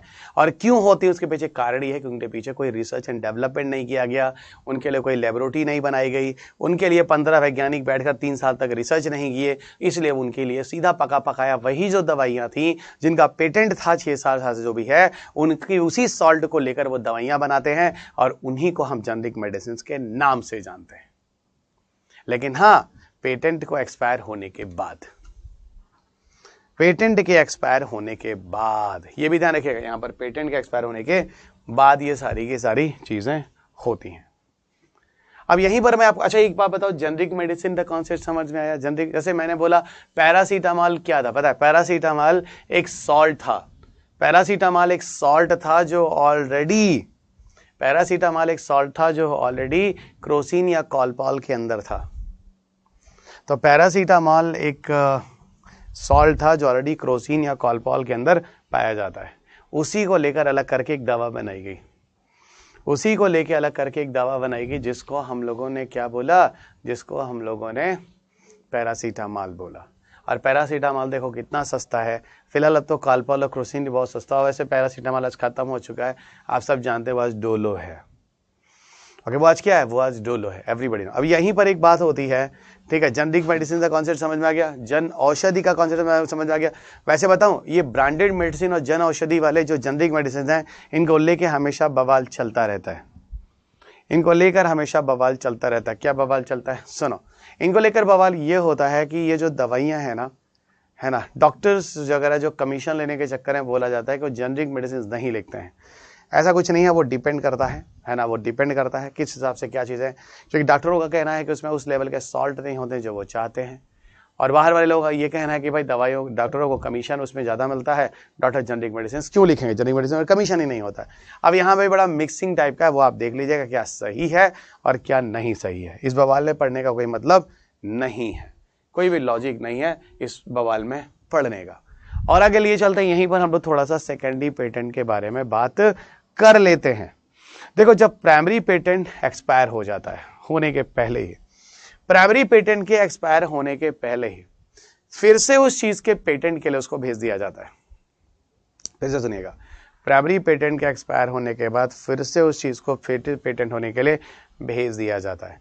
और जो फिर से पेटेंट होने के लिए उसको हम पेटेंट ऑफिस में भेजना है। देखिए, इंडियन पेटेंट ऑफिस ने इस तरह के बहुत सारी दवाइयाँ, करीब 1700 से अधिक रिजेक्शंस, वो अलग अलग साल, हर साल अलग अलग आता है, ठीक है, ठीक है। इतनी सारी दवाइयाँ, हजारों की संख्या में उन्होंने उसको रिजेक्ट कर दिया।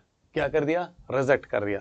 और ये जो रिजेक्ट कर दिया, ये आप देख रहे हैं, आपके सामने है दोस्त, ठीक है। इन्होंने कहा कि एक्टिव फार्मास्यूटिकल इंग्रेडिएंट जो है वो सेम है, ये सेम है। और जब सेम है तो इसका सीधा मतलब है कि आपने इसमें से मेन सॉल्ट तो रखा ही है, बाकी थोड़े बहुत चेंज किए हैं। और जब थोड़े बहुत चेंज किए हैं तो ठीक है, फिर तो ये चीज़ ठीक नहीं है, ये फिर से पेटेंट के लिए नहीं जाएगा।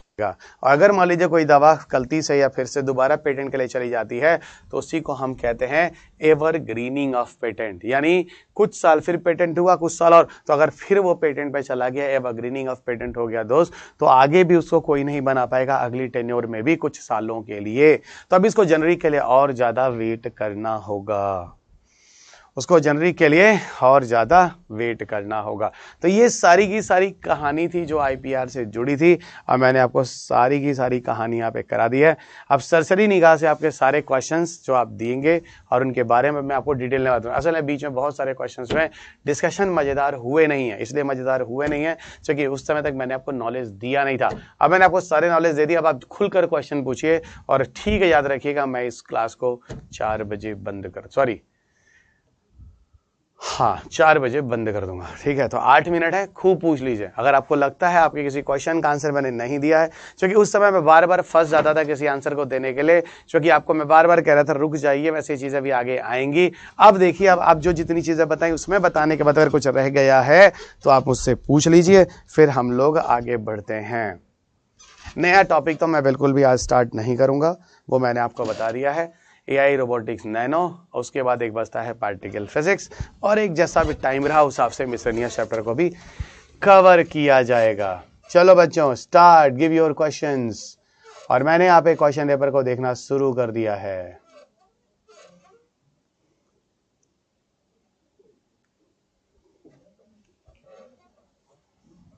But then why India don't opt the वीपो रेगुलेशन? किसने बोला हम वीपो के रेगुलेशन को फॉलो नहीं करते हैं? सुब्रता बैरग्या नाडिया, सुब्रता ही बोल देता हूँ बच्चा, इतना बड़ा नाम है, बैराग्य नाडिया, ना इधर यू विल। अच्छा, अगर मैं किसी के नाम का सही से प्रोनाउंसिएशन न कर सकूँ तो प्लीज़ मैं पहले ही बोल देता हूँ, ये अपोलोजाइज, ठीक है। सुब्रता बच्चा, मैंने कब बोला कि इंडिया वीपो को, रेगुलेट को, ऑप्शन को नहीं फॉलो करता है? इंडिया करता है भाई, इंडिया शांति प्रिय राष्ट्र है। इंडिया इन सब चीज़ों को नहीं करेगा जो यूएन उसका संचालन करेगा? क्या बात कर रहे हो? कहाँ सुने हो कि वीपो के रेगुलेशन में इंडिया नहीं आता है? इंडिया ने वीपो अडॉप्ट नहीं किया है? किया है, बिल्कुल अडॉप्ट किया, इसमें सोचना क्या है। और इंडिया सब चीज़ों को अडॉप्ट करता भी है। ये चीज़ें जो हैं वो काफ़ी हद तक आप जानते हैं कॉन्स्ट्रक्टिव चीज़ें होती हैं।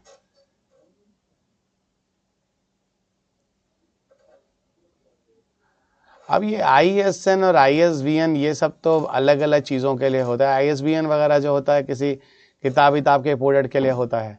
ISSN मुझे थोड़ा देखना पड़ेगा, ISN किसके लिए दिया जाता है, ठीक है। पर इतना ज़रूर है कि ISBN तो किताबों के लिए होता है, ठीक है।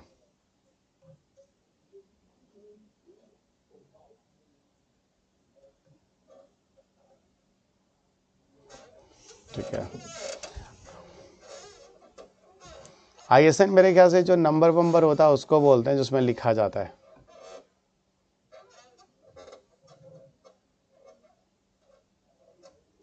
ठीक है,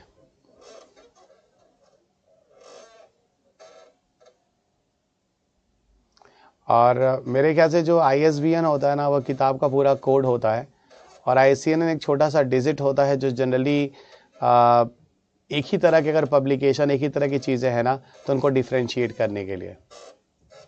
जैसे मान लो कि ISBN तो मेन नंबर होता है, ISBN जो मेन नंबर होता है, और ISSN जो होता है वो छोटा नंबर होता है। जैसे मान लो कि चलिए 8-9 डिजिट का ही आपको मिलेगा, ISSN जिसको बोलते हैं। मेरे ख्याल से इसको इंटरनेशनल स्टैंडर्ड वाला सीरियल नंबर बोलते हैं। तो जो इंटरनेशनल स्टैंडर्ड सीरियल नंबर होता है वो 8 डिजिट का होता है, ISSN। और इसमें क्या होता है कि जो आइडेंटिटी होती है ना, उसमें काफ़ी हद तक जो जैसे कि किताब है, साइंस एंड टेक पर है, तो साइंस टेक की सारी किताबों में काफ़ी हद तक एक ही तरह के ISBN मिल जाते हैं, और उसके अंदर आप थोड़ा डिफ्रेंशिएट करना चाहोगे,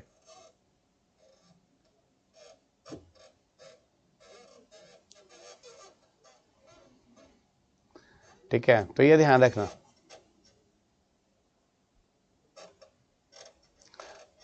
तो जैसे तो सिमिलर तरह के जो पब्लिकेशंस वाली बुकें होती है ना, उनको डिफ्रेंशिएट करने के लिए ISSN का यूज़ किया जाता है।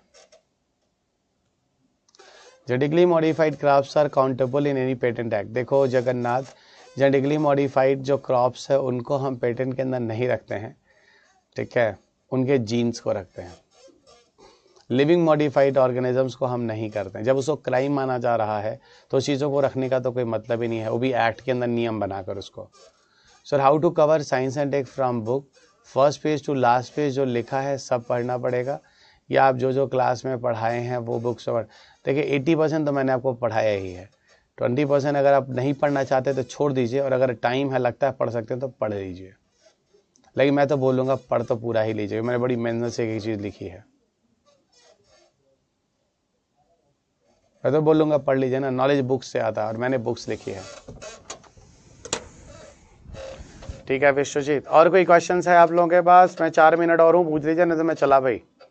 और अब कल कोई भी हमसे इन सब पीछे की चर्चाओं पे कोई भी क्वेश्चन नहीं पूछेगा, ठीक है? सीधा का सीधा हम एआई, रोबोटिक्स और नैनो पे एंटर कर चुके हैं। So now the topic of discussion AI, robotics और नैनो।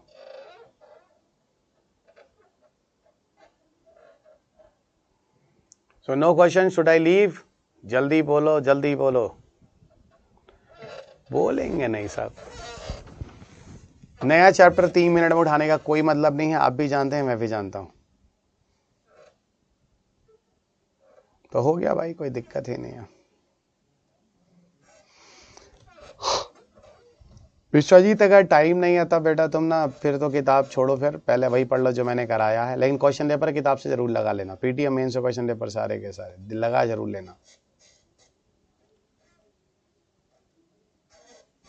देखो पेगासस स्पाई ऐप जो होता है ये बहुत अलग है, इजरायली ऐप माना जाता है।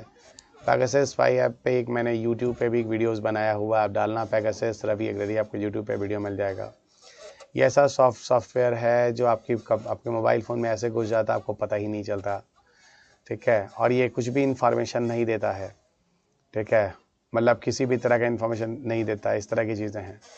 पेगासस जो है एक तरह का स्पाईवेयर भी हो जाएगा, स्पाई ऐप भी है, स्पाईवेयर भी है, ठीक है? ये आपके सारे के सारे इंफॉर्मेशंस को एक्सेस कर रहा होता है, ठीक है? और अगर आप अपने नंबर को चेंज कर लेते हैं तो 15 दिन के अंदर वो अपने आप ही आपके मोबाइल में ख़त्म हो जाता है। इस तरह की चीज़ें होती हैं।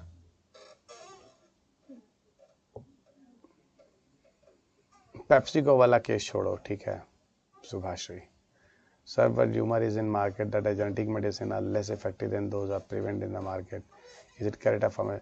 अब इस सब चीज़ों के बारे में तो डॉक्टर ही बनाएगा ना, बताएगा ना कौन सा वैक्सीन अच्छा है कौन सा नहीं अच्छा है। इस बारे में तो मैं नहीं बता पाऊंगा।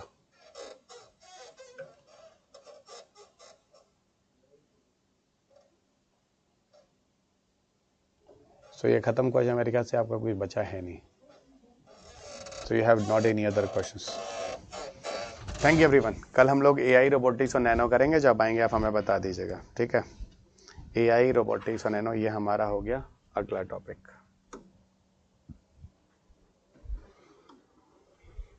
कल आपको मैं चैट जीपीटी बता दूंगा। चैट जीपीटी असल में एआई के अंदर ही आता है।